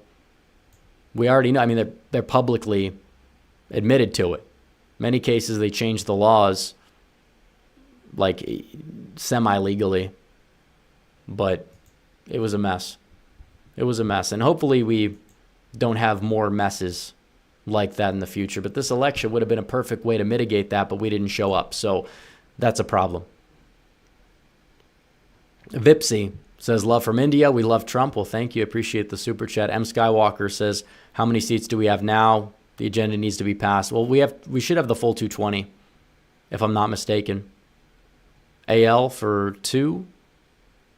Nasty Mandy says, happy about Dem overspending in Florida for bad results. Yeah, I mean, that is partially it with Florida, was the overspending. Fine is not a strong candidate. Petronis arguably wasn't either. I was more shocked by his performance. I was shocked that Fine outran Petronis. But it is what it is. So, anyways, guys, I think we're going to wrap things up. Like the stream anyways before you guys go. Let's see if we can get it to 8,000 before the replay. We're a few hundred away. And make sure you guys subscribe if you haven't yet. We'll do a video tomorrow. We'll talk about this, and hopefully we'll get this. We'll get this squared away eventually.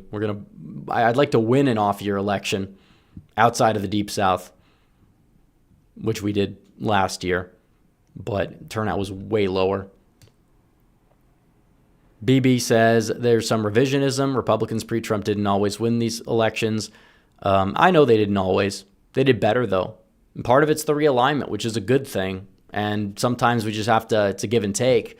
But we need to do better. And that's the main takeaway. It's not Trump's fault because he happened to accelerate the realignment that gave Republicans a shot. So, let's see. Nomads to 2020 cannot go unanswered. Well, there's a lot of other priorities as well. There's a lot of other things that can't go unanswered. What do you suggest we do? Do you think we should do an audit? We tried in Arizona. Do you think we should, I just don't understand what people want to do. The best way to mitigate it is to make sure that we have different set of laws. And if we are able to catch people, that they be tried with the fullest extent of the law. We understand what goes on. Some people might overblow it at times, but these things happen. When you have election laws that allow nursing home patients to be taken advantage of, and you have people saying that they didn't even know they voted, it's a problem. But how many instances do you have? How can you legally prove it? I mean, there's so much to go through. And it would take a long time. Why not try to go after the people instead who try to kick Trump off the ballot? I think that'd be a better use of resources because we have finite resources right now. Maybe one day we won't. But, yeah. Okay. Mods, no spamming. Please. We get it. We get it. I understand. But when you spam, the point you're making is a little bit less positively viewed. So, thank you. Tom Saff says, do something about 2020 is not going to take away the past 4. Well, that's another thing. I'd rather care about mass deportations than try to find out what was the real vote total of this election. Bottom line is we were screwed. We redeemed ourselves. And we gotta start building an apparatus of our own so we can fortify legally future races so we don't lose things like this by 10. So, all right, guys, that's going to probably do it. I've been live for 3.5 hours. We've had a lot of people show up, over 230,000 people. We had a lot of great content. We had some good results. We had some not so good results. That's just how these things go. So, AL says Trump is slowly driving the opposition to the booth more. We need to do more as a party. Well, are they really? Because it's going to be closer than 2023. So, I don't know. Chaos Sonics is, and this doesn't surprise me. Yeah, it doesn't. If Trump did a rally for Brad, he'd be the political loser in this case. Because some people will say, well, Trump should have done more. It's like, Trump rally might help you 2 points. It's not going to help you 10 points. I'm sorry, it's just not. Elon had a lot of people at his rally. We'll see if Green Bay stays red because of it. Then maybe we could talk about it. Maybe you should do 3 or 4 or whatever. I don't know. Either way, it's within 10. It's now down to a 9-point race, but there's more votes to be cast in Milwaukee. So I don't know how much longer that's going to last, but it's not the best night for Republicans. It's not. But there hopefully are lessons to be learned. So Dova Budgie says, what did I miss? Republicans won the 2 special elections in Florida by double digits, even though they underperformed. And as for Wisconsin, it's a mess. There's a slight overperformance from 2023, probably. Probably, keyword is probably. So the high turnout, well, didn't go in our way based on who was turning out. So M Skywalker 07 says we lost the battle. Oh yeah, I agree. I think 2026 is going to be a very competitive election, and it's going to be a fun one. And we got to make sure that we win. And that means expanding the Senate, which I still think you got a great shot to do, holding the House, which you have a shot to do. It's a little bit harder after tonight, but there's a shot. And then the governorships. I don't have hope in Wisconsin. Michigan, you're bailed out by Mike Duggan being an independent. I think you probably, Arizona looks good. You might be able to flip that. You hold Nevada. You probably hold Georgia because turnout dynamics in the South are different because of racial polarization, etc. So it's the way it goes. Now, that's going to do it. It's going to wrap it up. Some positive and not so positive results on this stream, but the show will go on and continue. Battle won by the Democrats in the state of Wisconsin. Republicans in Florida, as expected. So anyways, guys, thanks for watching. Make sure you guys like the stream. We're almost to 8,000. Like before you go. Subscribe if you haven't. Hit the bell. And I will see you guys in the next one. Red Eagle out.